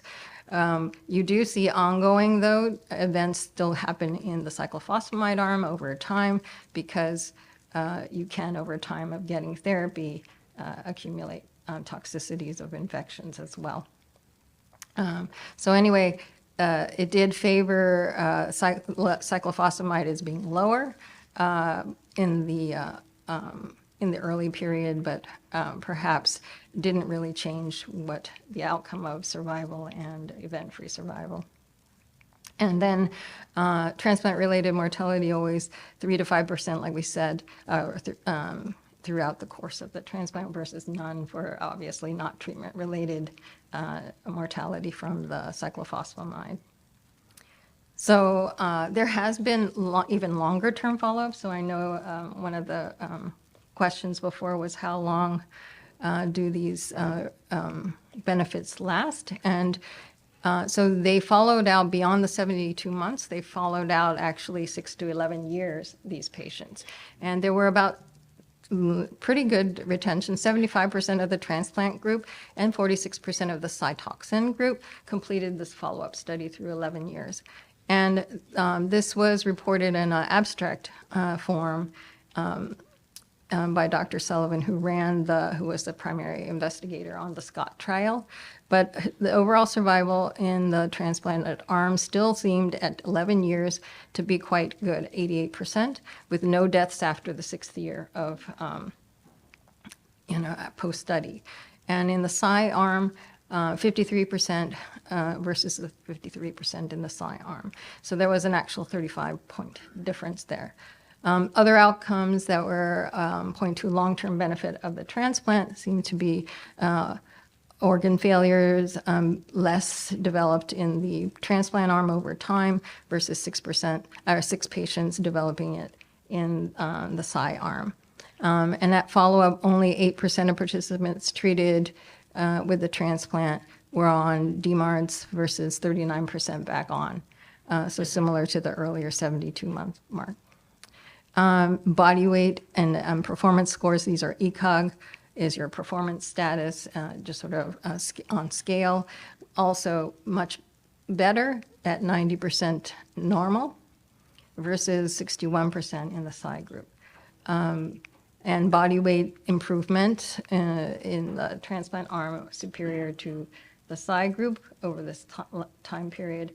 And maybe, and a little bit more into the psychosocial aspect, more than half of the group in the transplant arm were back to work versus maybe only a third in the Cy arm. So these were important things to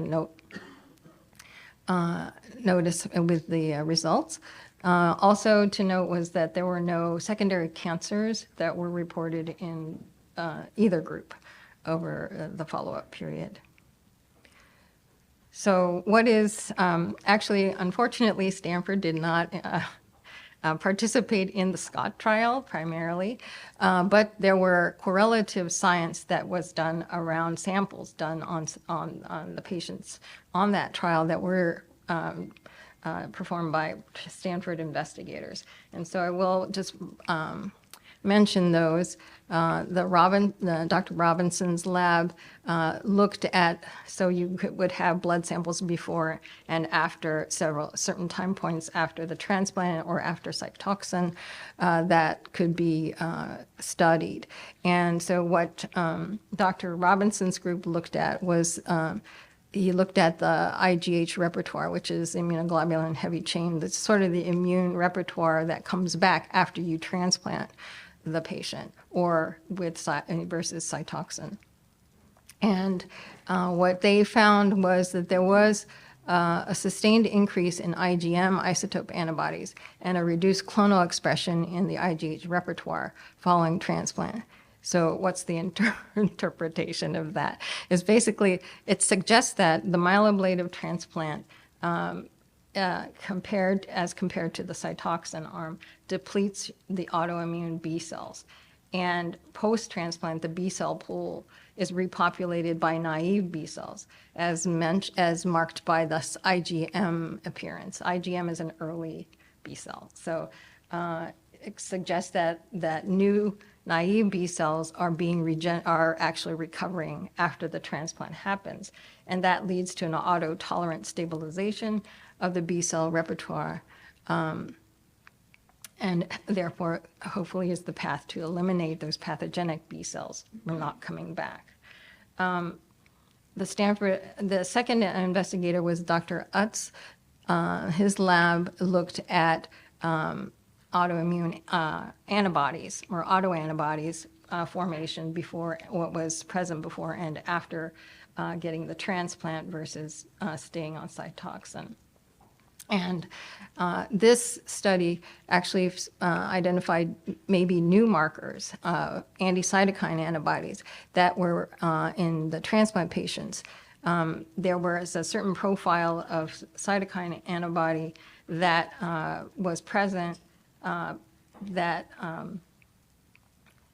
to antigens that were present in the transplanted patients that seemed to be a marker for favorable clinical outcome.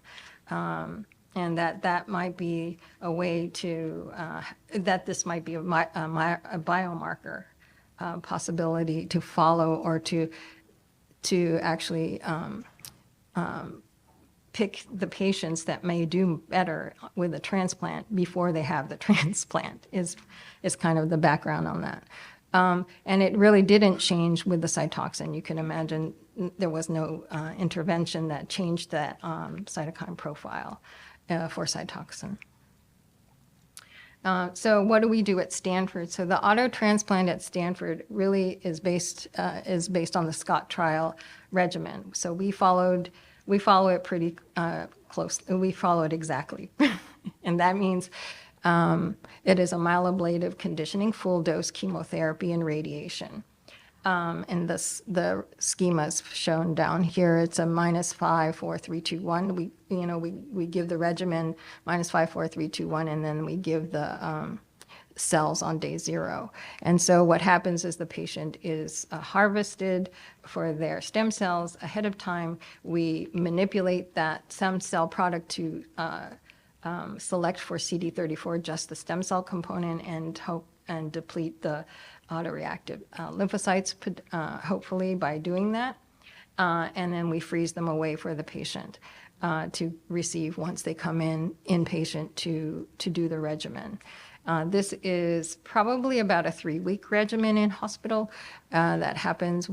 You do meet the radiation oncologist because there is it is still considered reduced dose radiation, but it is total body 8 gray that is given prior to cyclophosphamide and antithymocyte globulin, those red points. That's an anti-T cell therapy. Cy is a lymphocyte depleting therapy. All is meant to knock out your lymphocytes, but also knock out your stem cell component in your marrow. So this will wipe out the marrow temporarily, and you'll need to recover with the cells your stem cells that you harvested earlier. In terms of eligibility, we do take probably the younger age, which is less than 70. That doesn't mean that can't be pushed further out like we are doing in lymphoma as well. We're taking even 75 plus patients when in good shape. And again, the thing to remember or to note is that we do take the advanced patient, of course, the diffuse cutaneous sclerotic patient, and with the advanced modified Rodnan skin score, as you can see here, and with pulmonary involvement or renal involvement is accepted. But there is a threshold that we can't take if you are too advanced with that you're not able to tolerate this level of intensity of conditioning. Of course, we'd have to we would look at that. But otherwise, we coordinate with the rheumatologists in our group to select for these patients and welcome patients who would want to learn more about this. I was brought a patient case. We've done a few. This is a patient I share with Dr. Katsumoto, actually. She was 55 at the time I met her. She had had an 8-year history of diffuse cutaneous scleroderma, positive ANA, positive SCL70 antibody, Raynaud's, maybe sounds familiar to some of the folks here, myositis, GERD, ILD that was recently worsening, and worsening skin disease after stopping her Myofortic over the past year, and that it wasn't getting better, but just continued to worsen her skin symptoms despite restarting her systemic therapies. So she underwent this Scott trial designed regimen with us. With the CD34 selected graft. This is what she shared with us, her pre-photos before, where her Rodnan skin score was 40. And you can see the puffiness and the contraction in the joints and the quite uncomfortable. And she is actually now about 3 years post now. So, but this was her 1-year photographs. Her skin score had, modified skin score had come down to 15. You can see the remarkable reduction in her swelling and her joints and just the movement. She used to be an avid golfer and couldn't golf, of course, with her pre-self, but really back to golfing and enjoying her life. And she just, this was her quote to me after sharing her after pictures. So definitely has had an impact on her quality of life. And she still continues in follow-up. She's actually not in my transplant clinic anymore because she's too healthy for me, but she still follows with Dr. Katsumoto for just maintenance checks. And then scleroderma in terms of next steps in terms of treatment from a transplant approach. So we do have the auto transplant now as a recommendation from as a standard of care option for advanced sclerotic patients.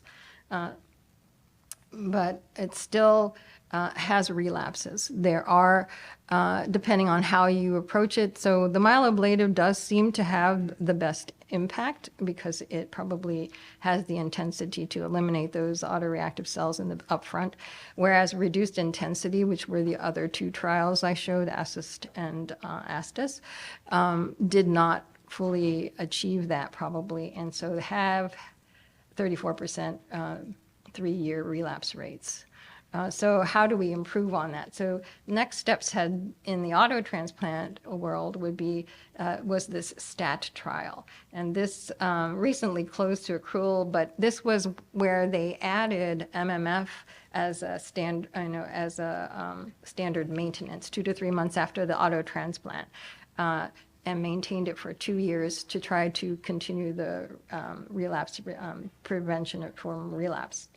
The outcome, which is not, it will probably be reported now that they've closed the study, their event-free survival at 5 years hopefully will come out.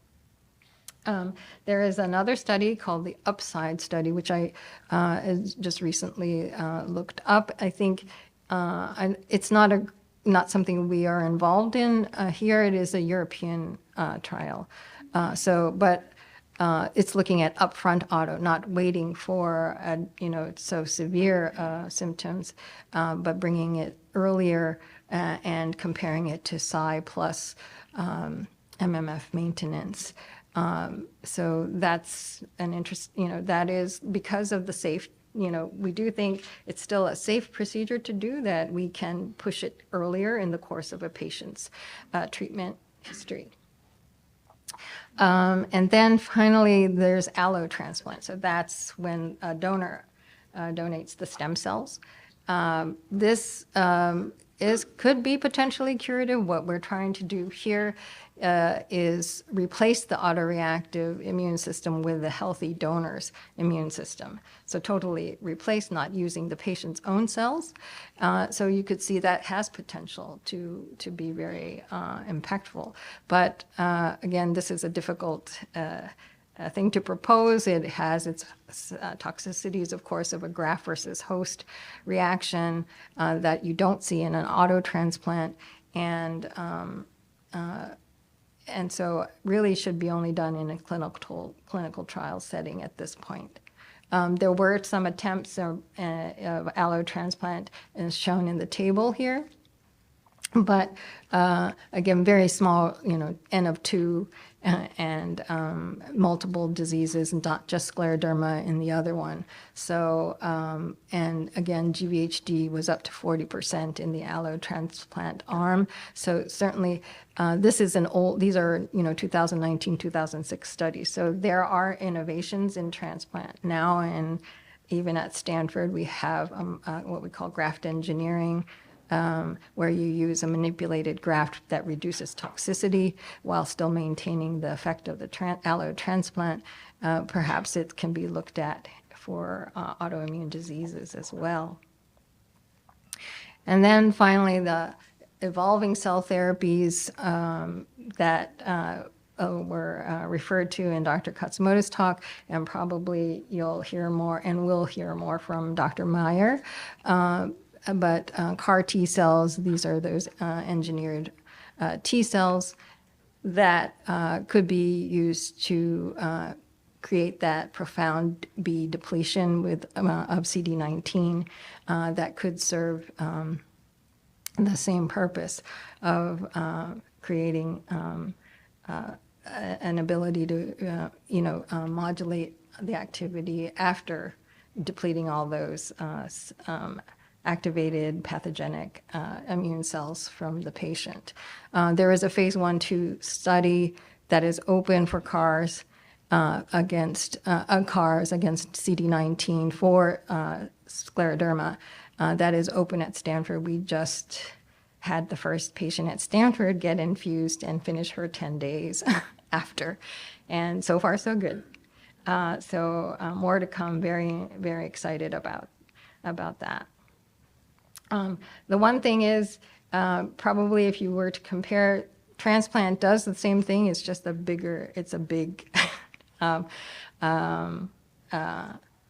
depleter. It's, you know, pan depleting, honestly. So this is more targeted. That's the hope. But it is a new therapy, so we are still waiting to see how this works. And then new concepts. So new concepts at Stanford in terms of scleroderma treatments. I work with Golinda Wernig in the laboratory for her interest in fibrosis. So I also work in research in graft-versus-host disease, which has a fibrosis component to it that perhaps overlaps in part with scleroderma, that it's helpful to learn pathogenesis from the science. And so she has shown that T cells that activate fibroblasts, she has found a pathway where the T cells activate fibroblasts that upregulate the transcription factor Jun, and that this Jun, which is shown here in the figure, actually upregulates expression of IL-6 and CD47. And IL-6, as you know, perpetuates inflammatory responses. And CD47 is actually present on macrophages and prevents is present, when it's present, prevents the macrophage from eating the diseased fibroblasts that we see in scleroderma. And so the therapeutic approach would be attack IL-6 as well as 47. So IL-6, if you block it, you could block the inflammatory response. But if you block both IL-6 and the CD47, you may be able to prevent the fibrosis as well, and maybe even reverse it. And she has shown this in mouse models, so that it's in that phase right now. The second lab working in scleroderma is Dr. Maffrei's lab. He has looked at the defect in early B-cell tolerance checkpoints being associated with many autoimmune diseases, including scleroderma, and that there is this innate immune receptor called TLR9, which has a defective expression, but that it is required for central B-cell tolerance, which we think is defective in autoimmune diseases. So if we could somehow correct this defective TLR9 function and this impaired central B-cell tolerance, that would be a therapeutic approach for treatment. Our strategy for treatment. Again, this is preclinical. We have to find an agent that would be a good TLR9 agonist. Okay. And then summary, what's future and what's current now, what we know is that autotransplant, at least for severe scleroderma, has been the only therapy in the transplant side of things that's been demonstrated to improve long-term event-free overall survival when compared to the standard of care immunosuppression such as cyclophosphamide. International guidelines, so the position statements from American, European bone marrow transplant societies have supported auto transplant as standard of care for scleroderma, and it should be performed at experienced centers that have that integration between your transplanters and rheumatology. Curative therapies, of course, though, still not in our grasp. Allo transplant could provide a potential for that, but again, it has its cautions with toxicity that we still need to investigate further with clinical trial. And then, of course, novel therapies, directions, the CAR T cells, CD47, anti-CD47 potentially, that's just sort of out there. And these are my acknowledgements. This is, of course, it takes a lot of team. These are all my BMT colleagues. Rheumatology, of course, Dr. Katsumoto, Dr. Lori Chung couldn't do what we do together, the transplants without them and their expertise throughout the course of the transplant. The basic scientists, Dr. Wernig and Dr. Maffrey, who I've been lucky to work with and learn from. And of course, the patients. And any questions? Thanks.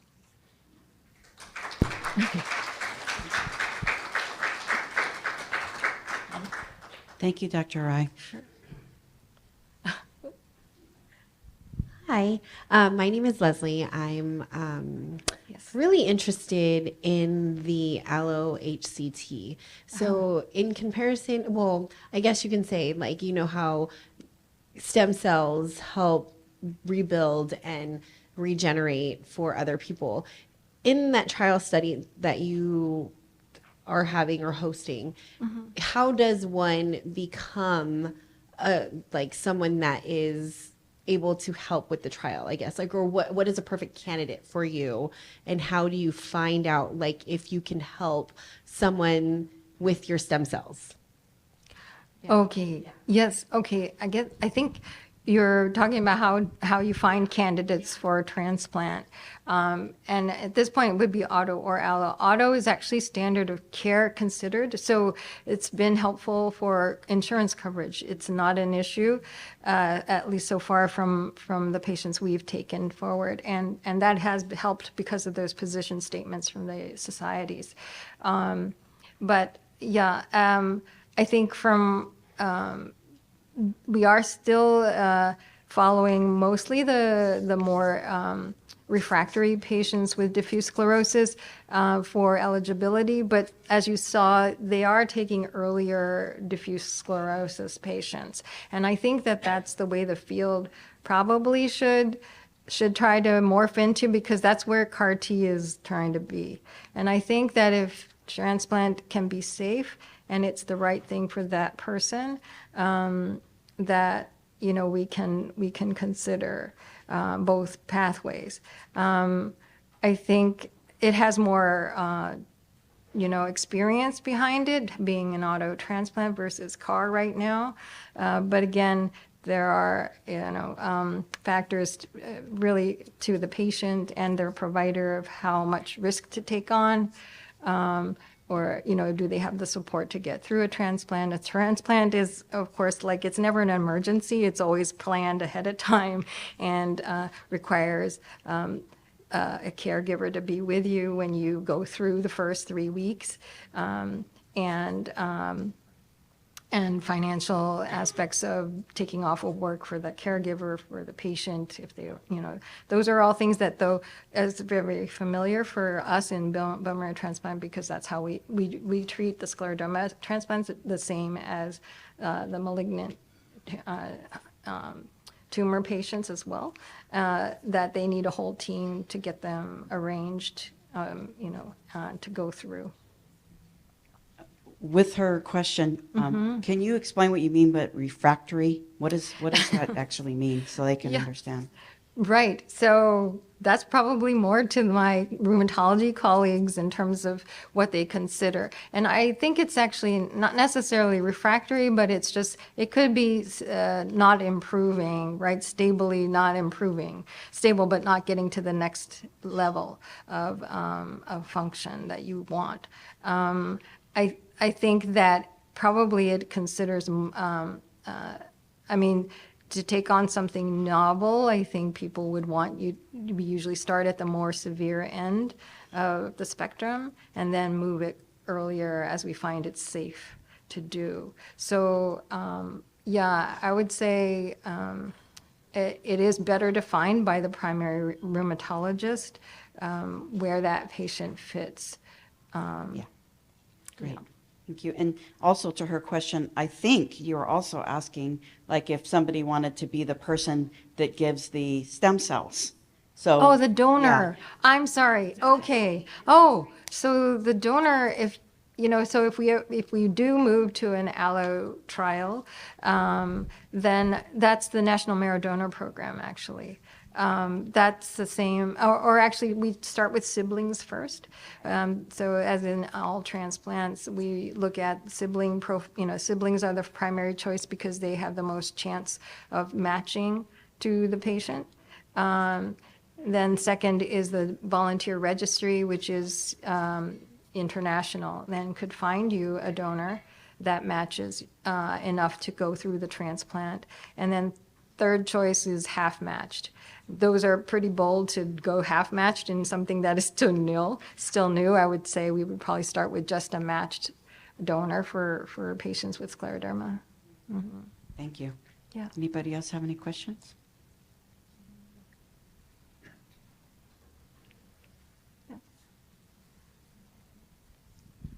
Hi, Dr. Rai. Hi. My name is Dahlia Chalice, and I have a question about a clinical trial that had happened, and was wondering if you knew anything about it. It's called the Therapeutic Plasma Exchange, and it had been used on other diseases, Yes. including scleroderma, to a success, and it's less riskier than some of the immunosuppressant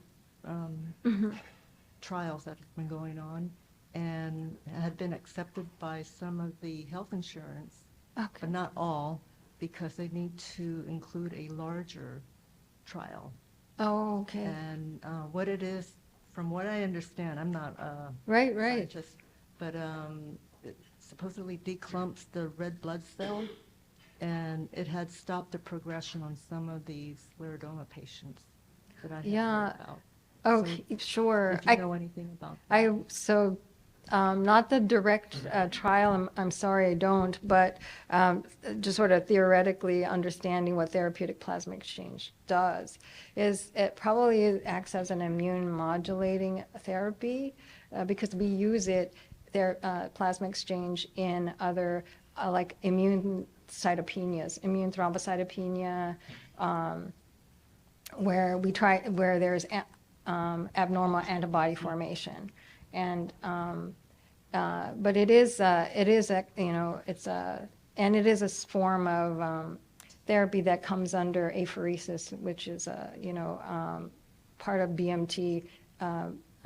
Overlaps with that service, but I would imagine it's because of that aspect of what plasma exchange can do, and it replaces with normal plasma, or so that's why it is an exchange of diseased plasma with the immune competent. That would be my thought. I don't know if Dr. Katsumoto knows more about that therapy, but yeah. No, I think it's super interesting, and I think there definitely can be benefit in terms of just the replacing the autoantibodies. There may be other circulating factors. I mean, I think the one thing that Dr. Arai and I would be concerned about is, it's not necessarily a long-term fix. I don't know, right? Because ultimately, if you want to get at the cells that are making these we call bad humors, and so that's not it's just cleaning the blood, essentially. I think it's important to also be recognizing that there are potential risks. You need to make sure that you have clotting factors replaced, because there can be bleeding complications or, other things like that. Sally's more familiar in the hematology world, but just to make sure they're doing it very safely, using very robust protocols so that you're not putting yourself at risk in any way. Yeah, thanks for sharing that. Thank you. Thank you. Anybody else have any questions? When I was listening to your talk, though, you also mentioned host versus graft, and I thought it would be nice for you to elaborate on what that means. Oh, okay. Oh, big topic. So graft versus host is when it only really becomes an issue when you use a donor graft, someone, not yourself as the donor, right? So then what sets it up is the body will naturally try to reject something that is foreign to them, foreign to the body, and that would be stem cells coming from a donor.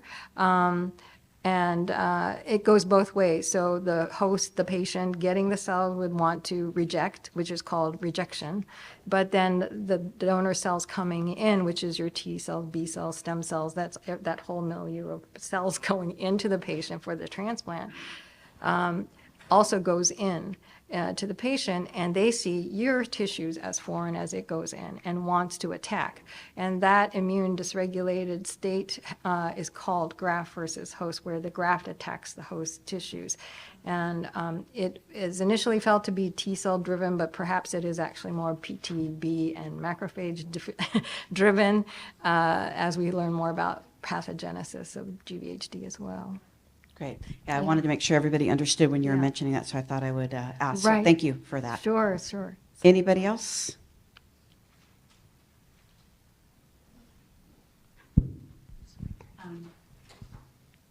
I would like to know what happens with a stem cell transplant, because I don't know. What's the procedure?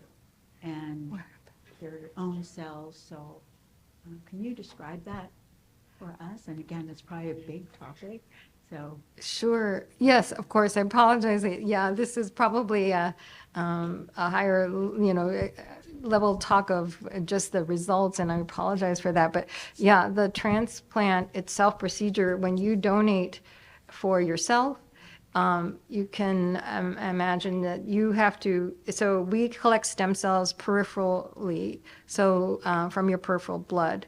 But it is very much, but it is a procedure that we call apheresis, collection of stem cells from your body through a machine that spins out the component of stem cells that we want, and then returns the product that we don't need of your blood back into you. So it's a circuit. It's very much the way that platelets are. Healthy donors donate platelets. It's the same machine, but it's just the program is to spin out stem cell component. And it's about a 3 to 4 hour procedure. There is prepping for it, meaning you have to get stimulated with a growth factor injection for white cells. It's called granulocyte colony stimulating factor. That was the GCSF on the schema there. But that's 5 days of injection sub-Q under the skin. And the patient it's it's morning, you go, and then you go back to your day, but you get injections for 5 days. It can cause some muscle pain, bone pain, because it's expanding your marrow space. To push out stem cells that normally live in your bone marrow out into the peripheral blood, so that we can collect you actually easily from the blood rather than go straight to your bone marrow for the harvest.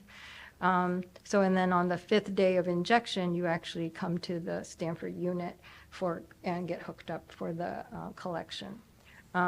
The cells are then, they come out in a little bag and then get frozen away for you from in our BMT lab. So it's on site at Stanford. They'll keep the cells for you.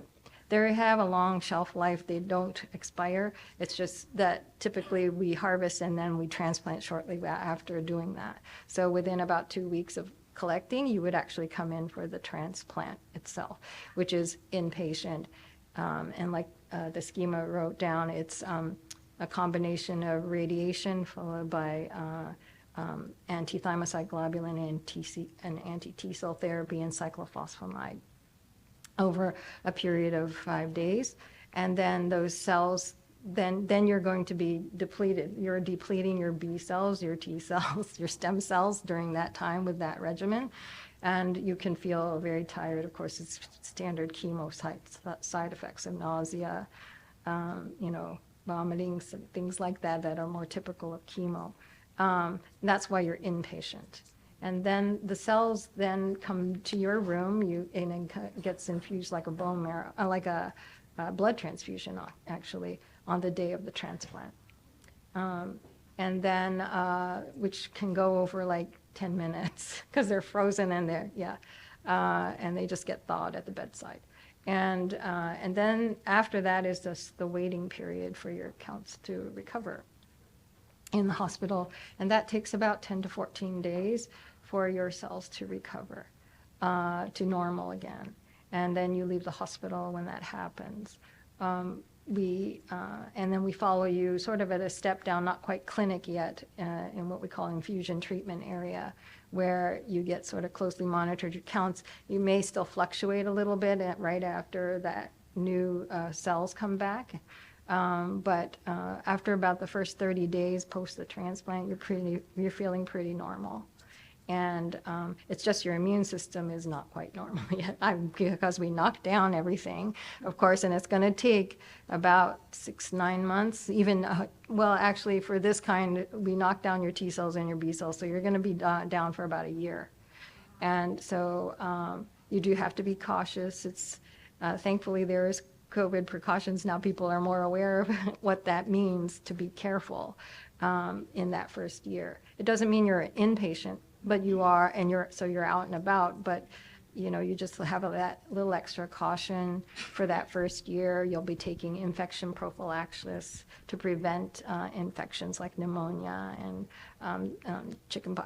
zoster, things like that. Yeah. Thank you. Anybody else? Yeah, that's right. So for the first year, would you be avoiding restaurants, avoiding concerts? Like, to what extent is the amount of protection that is needed? Good question. Yeah, I get that asked actually all the time, even from my other patients too. It is the same. I think it's the same timeline. It's about, big travel, probably not for 6 months. I think it's a good 6 months until you really feel more, you get stronger the further out you get from the transplant. It's just the immediate month, 3 months, I would say you're the most vulnerable. Thereafter, we are, more, we allow you to do more things, get out and really do the things you like to do. It's not like physically you're feeling like you can't do them. So you should be encouraged to do activity to your toleration. I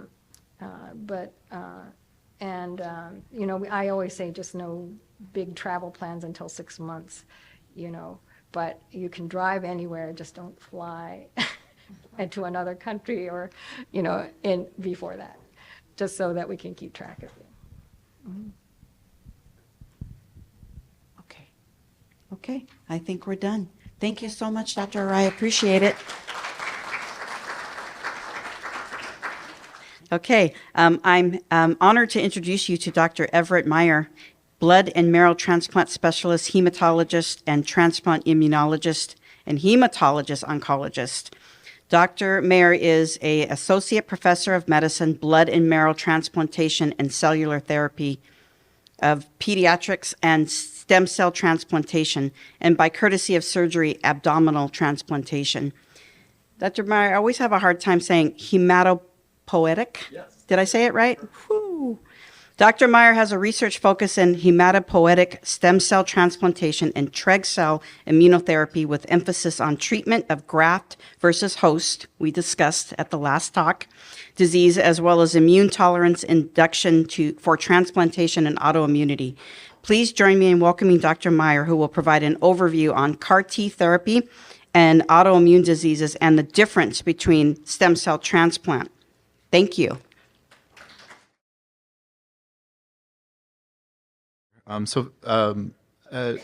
Feel free to interrupt if you have questions and make it very discussion-based. So it's my privilege to talk today about some of the novel cell therapy work that we're doing. And by way of disclosures, I have sponsored research support from 2 companies to do cell therapy work in the autoimmune space. So the cells of the immune system, from the previous 2 talks, I know you had been introduced to Dr. Arai's deep dive into hematopoietic stem cell transplantation, and also the idea of B-cell depletion, which is a strategy that's been very successful in autoimmune diseases in general. But the immune system, as you know, is trillions of cells in the body, all formed in the bone marrow. And there are immature cells and mature cells, particularly the innate immune cells shown under the granulocytes that provide defense against bacteria and some viruses, but are really just first responders. And then the more intricate adaptive immune system that can recognize proteins that you've never seen before, formulate memory and respond accordingly. So in all of our bodies, we have a primordial consciousness in the immune system, because it can recognize the world, form memories, and respond to those memories. In terms of the treatment of autoimmune disorders, a big question, which has been explored for decades, is how can we view this potentially as from an immune reset strategy, which is that if there was some way that we can edit the more mature cells, especially the ones driving the disease, is there a way that the system itself could regenerate and regrow without the disease? And that's, I think, been one of the great pursuits, and it's the rationale behind autologous transplant and more recently CAR T cells. So at the center of the adaptive immune system are the T cells and the B cells, which actually communicate with each other. They can sense the world around them. As I mentioned, they can detect antigens in the environment or in our own bodies. And of course, in autoimmunity, they start responding to antigens that they shouldn't. And part of that is because they're talking to each other and they're reinforcing that recognition. And so a huge part of what we do is to try to interrupt that. As you've seen with earlier talk, B-cell depletion can get rid of the antibody production and help quiet the immune system, not only because you get rid of the B cells and the antibodies, but because they don't stop talking to the T cells, so the T cells also reset to a degree. So that's kind of a core principle. So this is a very complex slide, and I'm sure you're aware of aspects of this. I'm not an expert in scleroderma, although I've worked with Dr. Rai and others to treat patients with scleroderma. And you can see that the immune system is intimately involved with the changes. You have T and B cells recognizing target antigens that are very specific to scleroderma in some sense, and sometimes they're more general. But they start really formulating a response because teleologically they think this is a harmful infection, and so they're responding accordingly. There are different, very specific subsets of immune cells that have been implicated in the disease progression. On the T cell side, within the skin itself, they can produce inflammatory factors such as IL-1 and IL-13 that can drive the sclerotic changes and also the inflammatory changes. It can also affect the vasculature. And there are different subsets which can play different roles in the immune system. There are some sets that drive the disease, and there's some subsets that help to control the disease. So what we're always thinking about in immunology is how do we get rid of those disease cells, driving cells, either directly or by augmenting the other cells that can regulate them. And if we overdo it, of course, we can get rid of the healthy cells that just keep you fit and immune. So if you just conceive of the immune system, there are trillions of cells in your bodies. If each one of these dots was one of the cells, they're constantly patrolling your body. They're constantly active, particularly the T and B cells. And what happens, of course, is in scleroderma, you have this immune recognition and it self-reinforces, so you have a subset of the cells that are driving the disease. And conventional therapy involves really continued immunosuppressive to try to reduce the total number of these inflammatory cells and their relative activity, but at the price of generally reducing immunity. And so what we think about in terms of cell therapy approaches, including the hematopoietic stem cell transplant approach that has been well established and is now considered standard of care for certain disease manifestations and intensities. The new approach is an immune reset, that you have the disease-causing cells. You go through an intervention where you're really trying to, in many ways, reprogram the immune system with the hope that after the intervention, you've either substantially reduced or even cured the patient by selectively getting rid of those disease-causing parts of the immune system. So that's conceptually what we're trying to do. And there are different ways that we do this in terms of cell therapy. Many of them derive from cancer because traditionally these interventions have been very high risk, and we've learned a lot over the decades. So they're becoming low risk and applicable to more populations. But it includes bone marrow transplant, which is the ultimate immune reset. The use of regulatory cells, which in scleroderma is a little tricky because they can actually drive the disease more than other diseases, but they can regulate the disease. And more recently, genetically modified cells, which are these T cells in your body that have been genetically modified to basically get rid of the B cells. And these are the tools that we're exploring at Stanford and many other medical centers very actively. So what is a chimeric antigen receptor T cell? So what it is it's a T cell, a key fighter in your immune system. that has been directed through the forced kind of introduction and expression of a artificial protein to recognize to recognize B cells. And so if you think about it, if you have an antibody which recognizes B cells that was talked about before, they can recognize specific cell receptors on the surface of the B cell that are specific to the B cell. And those antibodies are things like Rituxan or anti-CD19, anti-CD20. Those proteins are really only expressed on B cells. So if we give antibodies, we deplete the B cells. The problem, of course, as you heard, is when we give antibody, it only goes to certain parts of the body, and it only depletes cells to a certain amount because your body clears the antibody. It doesn't go into the brain, for example, doesn't really go into the skin as well as we'd like, for example. But in this idea is you have an artificial protein that has an antibody binding domain, the top domain, and then you have within the cell another domain that activates the cell. So this is what it looks like, and this was designed for cancer. So if you imagine CD19, which is the receptor that is canonical and only expressed on B cells. So if you target it, you're not going to target other cells. You're going to target B cells.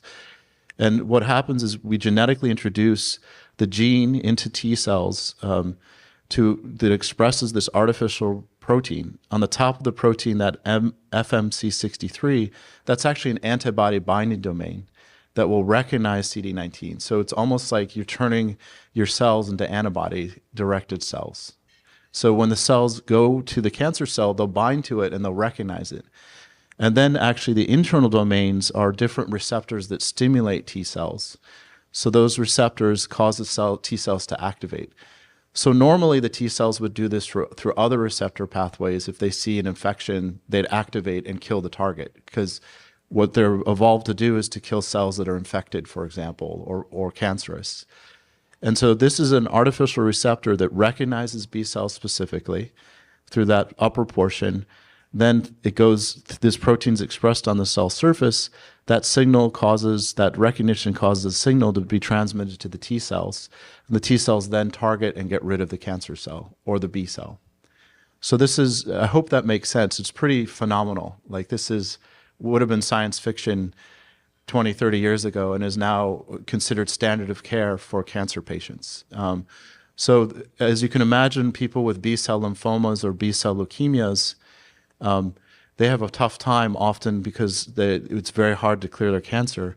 But with these approach, you can take the T cells and you can get rid of the cancers. So we have patients who were previously untreatable who are now responding to therapy, and some of them cured.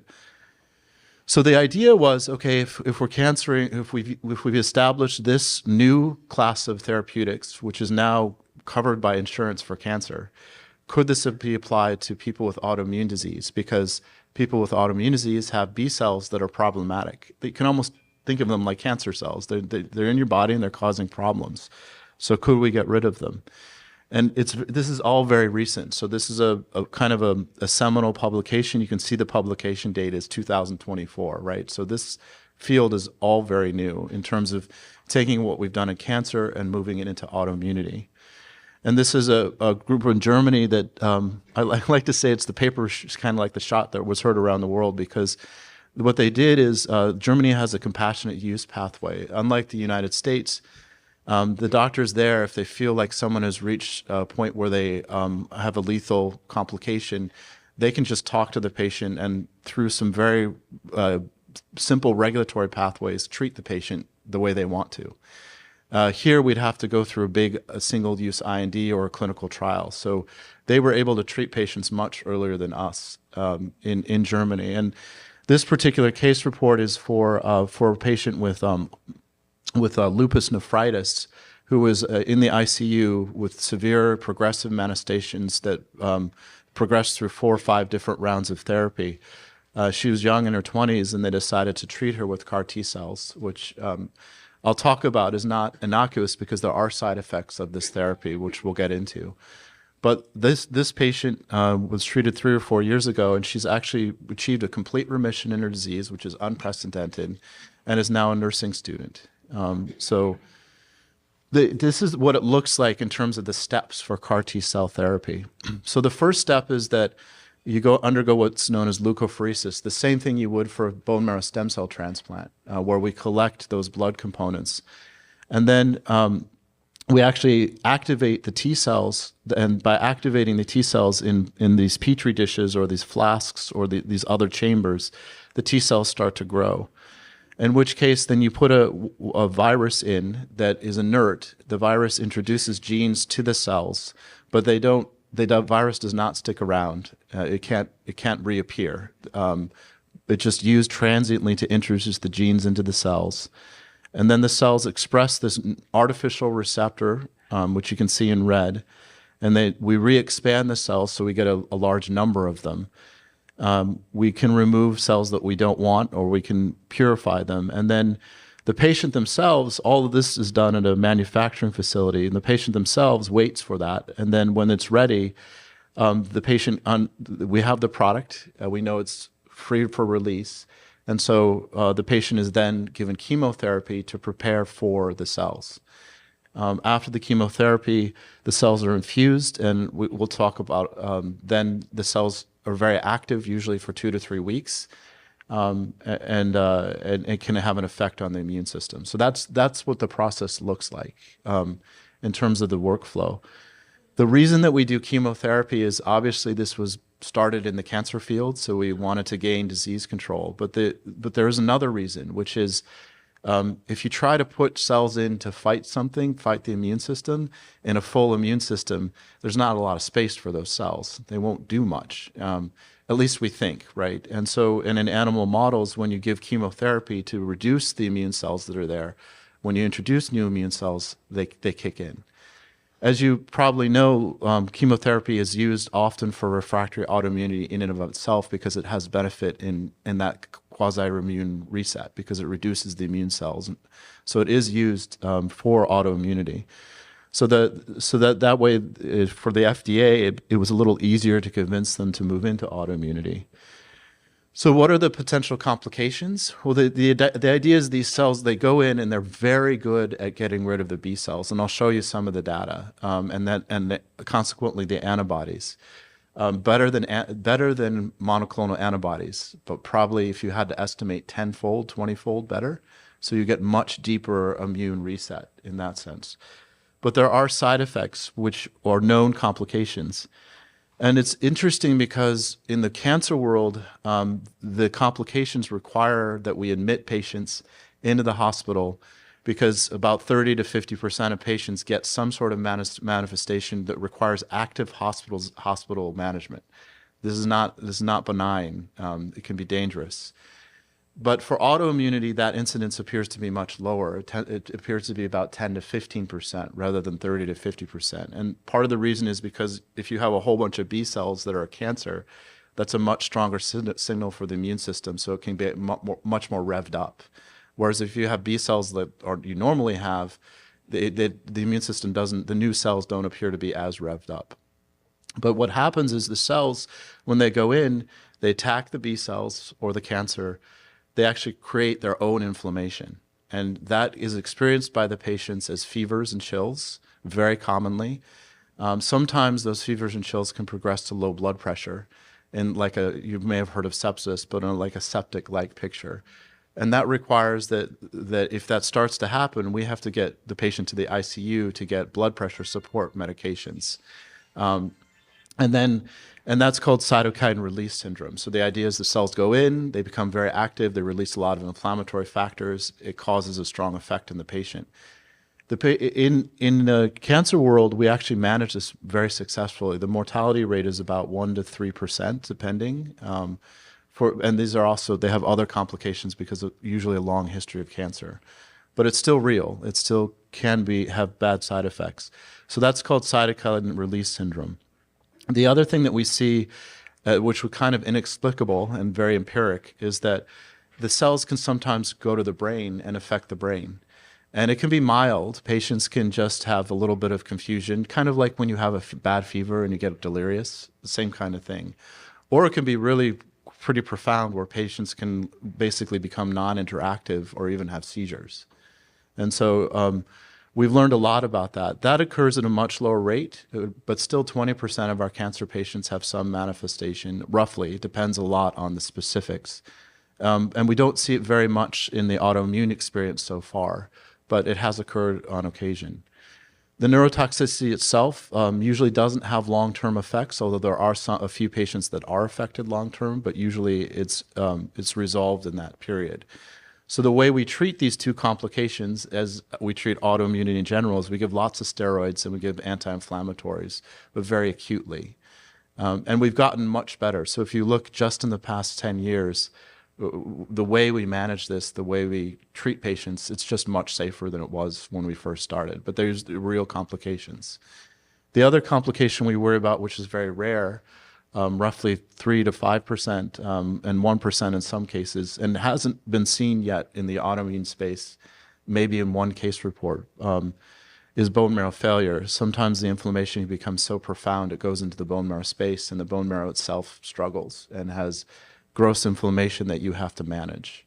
So there are risks, but in general, over now roughly 200 or 300 patients that we have some data on, the rates of these side effects are about 10 to 15%. So many patients will have a little bit of it, where they'll have a little bit of a fever, usually about a week after or 2 weeks after the cells are infused, and then it resolves. And that's happened with the first few patients that we've treated at Stanford. So these complications are different from bone marrow transplant. That is one difference. Bone marrow transplant doesn't generally have these, so it's very specific. So I just want to talk to you about what's happened in scleroderma. So patients have been treated. We actually treated our first patient at Stanford with scleroderma 10 days ago. Thanks to Dr. Arai and Dr. Chung and Dr. Fiorentino. It's really inspiring, actually, to see this. We hope it works. We're on the cutting edge. It has worked in other disease settings. But this shows you the what we try to study. And this is a case report from Germany. There's another one that's a little bit different. So I wanted to show you kind of like the perfect case and then a case that's a little less perfect so you get a sense. And these are case reports. So the total number of patients that we have data access to is in the dozens. It's not a lot yet. So you can see the CAR T cells themselves, which this is done by flow cytometry, where they basically, you label the cells and they fluoresce so you can tell how many are there. It's really cool. But this tells you how many of the CD19 directed CARs are present in the patient's body. At day 3 after infusion, not very many. Day 9, you see a lot of these cells. They've expanded, they're exponential, they're growing and they're active. And you can see the CAR T cell numbers shoot up really high. And you can see that they actually go down over time and they become undetectable in this patient. So that's a big question about how the cell therapy works. Because when you introduce the cells in the cancer setting, often they stick around for a very long time, and they can potentially stick around for the lifetime of the patient. But in the autoimmunity setting, probably because there aren't as many B cells in the normal body as opposed to lymphoma or leukemia, it doesn't appear like they stick around very long. They get very active, and then they kind of quiet down and disappear. They may be at very low levels, but they're not active or very detectable. And I'll show you it's different in another case, but this is the reduction in the B cells. So this is exactly what Tamiko talked about earlier in terms of the number and cell counts of the B cells. So this is in the peripheral blood. You can see that the B cells, they shoot down very quickly as those CAR T cells become active. And then, about day 90, they're starting to regrow and come back. And that times with the CAR T cells because the CAR T cells, they kill everything they can find, and then they quiet down, and then the immune system regrows B cells. So what those B cells are is a good question. They can be fresh, new B cells from the bone marrow that grow because you're always replacing your B cells, and there's evidence of that. They actually think that some of these B cells are the B cells that are around and fight infections, like make antibodies against different infectious agents. And the question is, how many of those are the disease cells coming back, right? And the evidence in this patient is very little. So it's kind of selectively called out the disease active, but left a lot of the other B cells alone. In terms of disease response, and this falls with the antibodies, so there are specific antibodies which are associated with the disease, and you can see that the patient was active prior at baseline with RP11 positivity. At 3 months and 6 months, no detectable antibodies, which is great.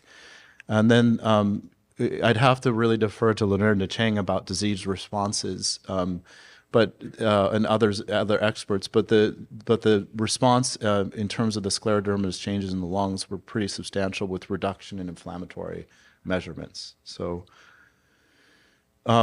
And so I think that's in more detail. And then if you look at the skin response for this patient through the various the Rodnan skin score, which Sally and I are learning, we'll never be expert at, I think, but you can see that this patient has shown response and a resolution of disease in different areas. So not completely resolved because there are sclerodermatous changes. It may never go back to normal necessarily, but it shows a good field of restoration of normalcy and reduction in inflammation and sclerotic features. So, and the hope is that this will continue over time as the body itself regenerates. So, and then, they looked at other aspects as well. So that's the first case report, which is, I think, a very promising case report. This patient had a little bit of cytokine release syndrome, a little bit of fevers. At some point got a little bit of dexamethasone, but just for a day or two, and then is done fine. And that's actually been true for our first patient as well. There was a little bit of inflammation, but she's doing well now. But it can be different. So this is a different case report, and this is 2024. So you're getting the cutting edge. We're on the very cutting edge. And this patient was treated for very aggressive manifestations with cyclophosphamide, MMF, other agents before going to receive CAR T cell therapy with a CAR T cell that's different from the CAR T cell that was first presented. So that's one thing to understand. Not every CAR T cell is the same. They're all different variations of the different components, what's targeted, what's intracellular. They're different companies with different ideas and notions. So it's a lot to swim through. So this is a different one, in some ways a more potent one. And you can see here it's different. And this patient was treated 2 years ago. The CAR T cells don't go away in this patient. So the CAR T cells are present. They went up really fast, and they still around. They're hanging out. So as a consequence, the B cells have remained very low. And we see this in our lymphoma patients where they can be cured, but they don't have B cells. We don't know for how long, potentially for the rest of their life, because the immune cell, the CAR T cell, is so active. So as a consequence, this patient does need antibody replacement. But if you look at measurements of disease activity, the antibodies titers against that are disease associated, they're reduced to very low levels. And the inflammation is measured by CRP reactive protein was very high in this patient and is now back to normal. So in that sense, it's improved, and the skin score has improved back to around a diagnosis, and lung function has steadily, in terms of percent predicted FVC, DLCO, they've steadily improved or at least stabilized over time. And this patient had progressive disease, so that in itself is an achievement. So I mean, it highlights that sometimes now things aren't perfect. We have to accept that every therapy can have side effects, and the patient is maintained on monthly IVIG and is doing well, but it is a risk. So the potential complications we have to watch and think about and balance against. I will say that the technology that we're doing today, for example, there may be ways in the future to specifically delete the CAR T cells after the fact, right? So there are all sorts of engineering and approaches that are out there to be developed. But what we've been impressed in is basically the disease response. So when we've as cell therapists gone to conferences, we're used to talking about patients achieving complete remissions and being effectively cured, although we never use that word in the cancer world. But when we go to autoimmune conferences or neuroimmune conferences, you don't see that language. You don't see those responses even clarified, right? Except for the Scott trial, which was very different and kind of field changing. The idea that you could take an active disease and put it into quiescence, we don't even know quite how to measure those endpoints. So that's very exciting, though, to see that shift in mentality. And so at Stanford, we've established the Cellular Immune Tolerance Program, which is a program that consists of a very close partnership between our cell therapy practitioners, who are all hematologists, and our disease expert doctors like Lorinda or Tamiko. We had to create a whole new infrastructure because the cell therapy infrastructure at Stanford and at many other leading centers is cancer focused. All of these cell therapies have been developed for cancer. And even the clinical trial staff that we use, we can't use cancer clinical trial staff. So we had to create an entirely new infrastructure. So it really is an infrastructure build at the hospitals. And I just want people to be aware that there is this tension within the hospital, like any other political organization. There are different motivations and different disease groups. Every disease deserves to be treated. And I will tell you that cancer is king at many of these centers, and it's often very hard to get resources applied to other diseases. So the fact that institutionally the Department of Medicine and Surgery and hopefully soon Neurology are supporting this and helping us build this new direction is really heartening. And if you look at the momentum, the number of clinical trials for cell therapy approaches for all of these different diseases is in kind of an exponential phase. It's still small numbers, but if you project forward 6 years at that growth rate, we're going to be hundreds of trials, which is it should be. That's what it should be. And part of the concern is, do we really have the infrastructure to support these trials, and especially find the ones that are the best ones? Because there's a lot of exuberance in the field. Especially with companies that are in the cancer space retasking into autoimmunity. So there are a lot of questions about what is best, safest, et cetera. But we think this is very exciting. And I would say that Stanford is now on the map. We treated the first patient with CAR T cells for multiple sclerosis in July. That was our first patient treated in the United States. And as I mentioned, we're now on the map for scleroderma, which is really heartening. We have a number of trials now in the space, in the cell immune tolerance space. We focus a lot on the idea that academicians should have their own trials and work in tandem with industry or make their own cell therapy products, and that's called investigator-initiated trials. So our first trials in the CAR T were actually those trials, and now we have a number of trials for different diseases in the pipeline. And so those are the different interventions. Very broadly speaking, the bone marrow transplant that Dr. Rai talked about is considered standard of care, and it's gotten a lot safer over the years. The mortality has gone down. We've gotten a lot better at care of patients, and it's more proven, and there is benefit. It is an immune reset. I think the idea over time is that we use what we've learned from the Scott trial to get better and better, and maybe not use chemotherapy for that. There are different directions, but there are also the other interventions that are coming, especially the CAR T cells. The trial that Dr. Rai and Dr. Chang are leading, that we're all supporting, is now open. We chose to work with Kyverna. There are many good companies out there. We chose to work with them because their CAR product we viewed as very safe because it's what's known as fully humanized. So it's turned into full kind of human recognized sequences, so it's not very immunogenic. And the safety profile has been excellent. It was developed originally at the NIH with a leading expert there. So we felt this was the right CAR to start with, but our hope is that we can explore this actively. Right now, we're supposed to treat 4 patients on this trial, but Dr. Chang and Dr. Rai are overachievers.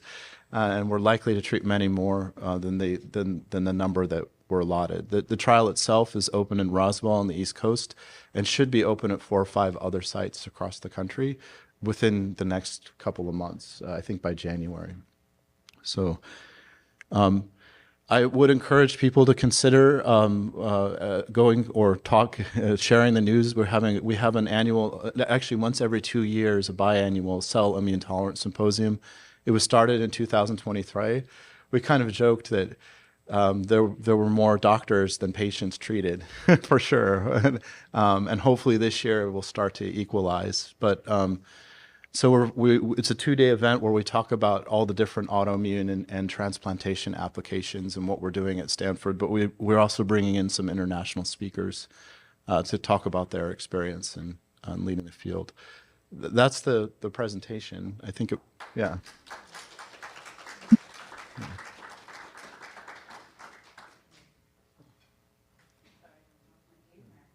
Oh, it might be a little short, but a little shorter, some spare time. Anybody have any questions?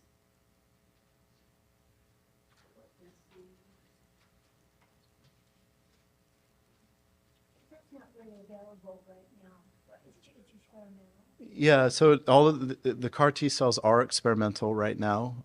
So it's available on a limited clinical trial basis, and they're pretty strict inclusion-exclusion criteria, although our team worked very hard to make sure that we could benefit the most patients, even ones with advanced disease.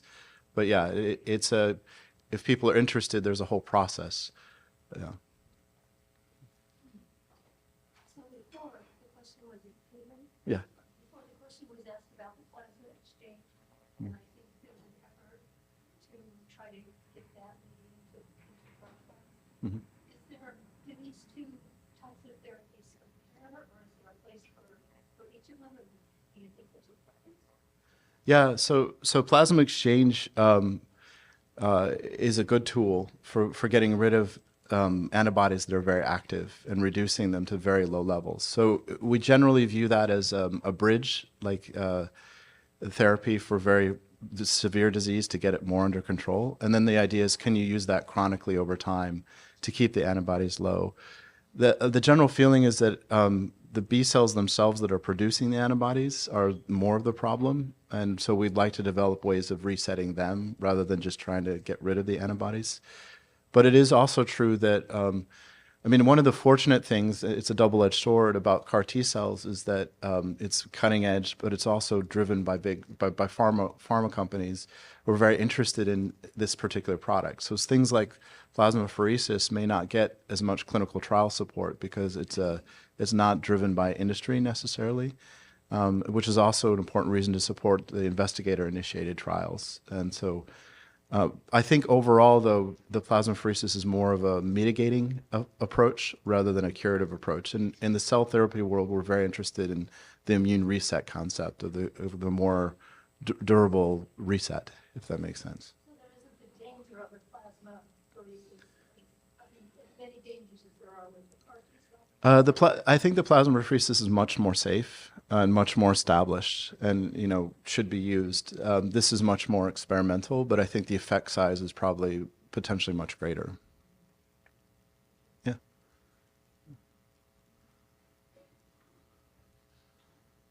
Thank you.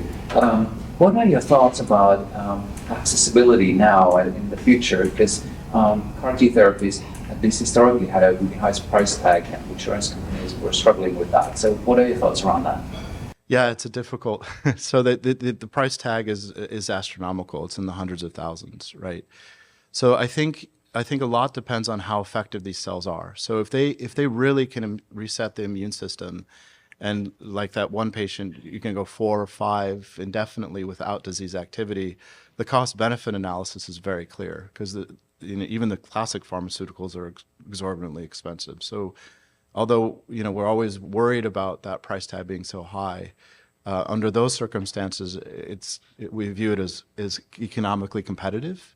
In terms of access, yeah, we've also been very careful in our clinical trial structure to make sure that we try to limit all barriers to access, socioeconomic, all the other aspects. So, but once that shifts to standard of care, it could be different. The CAR T cell access has been pretty good for advanced lymphoma, and arguably these diseases are equally as impactful to patients. So the hope is it would be equally as supported by insurance. Many of the insurance companies are very aware of this. We actually had a very cursory discussions with Kaiser System about referring their patients in. Like their leukemia patients come to us for bone marrow transplant. So we talked to them about, hey, we have this for autoimmune patients. How can we open access? And they're actually viewing it from a systems perspective as well. So they are very interested in. Right now, we don't have the infrastructure, in place, but that's the hope over time.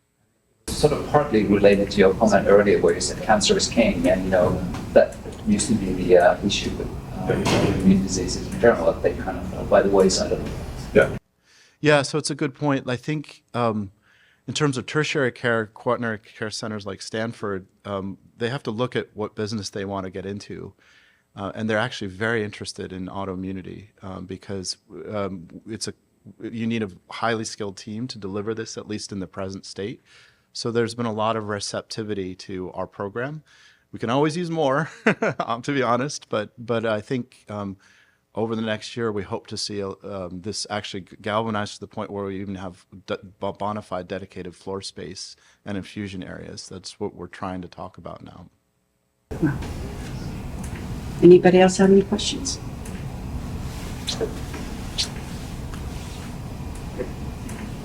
Hi, I've got can you hear me? Yeah. I've kind of got two questions. One is that of allo bone marrow transplant, that you've got long-term chimerism, and that's why those are going there. Yeah. But here you've got the B cell expansion, then you've got a big drop. So how do both of those mechanisms work on any previous immunity you've got, let's say other inoculations for different things? Yeah, it's a great question. So bone marrow transplant, there's two, I'll just start there. There's two flavors. There's the auto transplant, which is the Scott trial, and then there's allo transplant. So the auto transplant, you will see diminished immune responses. You'll see diminished antibody levels. But over time, as your immune system regrows, you can revaccinate. We generally don't see long-term problems with immunity. It can happen, but generally it gets restored. Donor transplant, so the problem with auto transplant was discussed, is you're taking the cells from the patient with the disease. You're doing an immune reset, but you're putting back cells that are disease predisposed. So it may recur and does often with patients over time. Sometimes you can have very long remissions. Donor transplant, where we take someone else's immune system and put it into you, as I think was discussed, is actually a great option because the predisposing factors can be changed. And we know from the experience with patients who happen to have cancer and autoimmune diseases, they can be cured of their autoimmune disease because they have a new immune system. The problem has been traditionally, conventionally, allotransplant has been very toxic. But that's actually changing really quickly. So we now transplant 78-year-olds where we never would have considered that before. And the side effects and the new approaches are reducing the mortality. So the mortality levels have been traditionally 10 to 15%. Now they're 3 to 4% at 1 to 2 years. So it starts to become much more interesting. We do have a company that we're working with, OrcoBio, who's has an allo protocol for MS because it was viewed for primary progressive MS. It was the risk benefit profile was viewed, and if you look at the allo transplants, if you go back to the first auto transplants for autoimmunity, that mortality was 5 to 6%, right? So we're now actually approaching the same levels even with full-on donor transplant.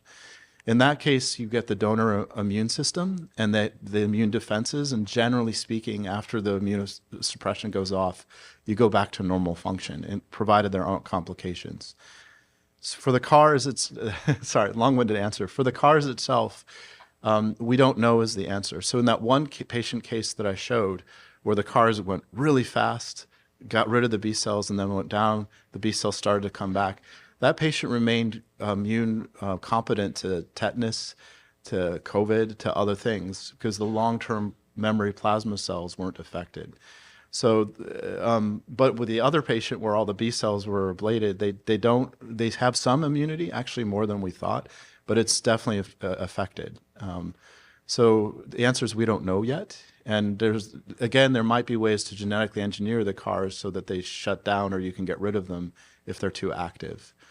We've been pretty surprised by how much immunity has been retained in the German patients, and that's definitely an area of active research in our own portfolio that we're really wanting to explore.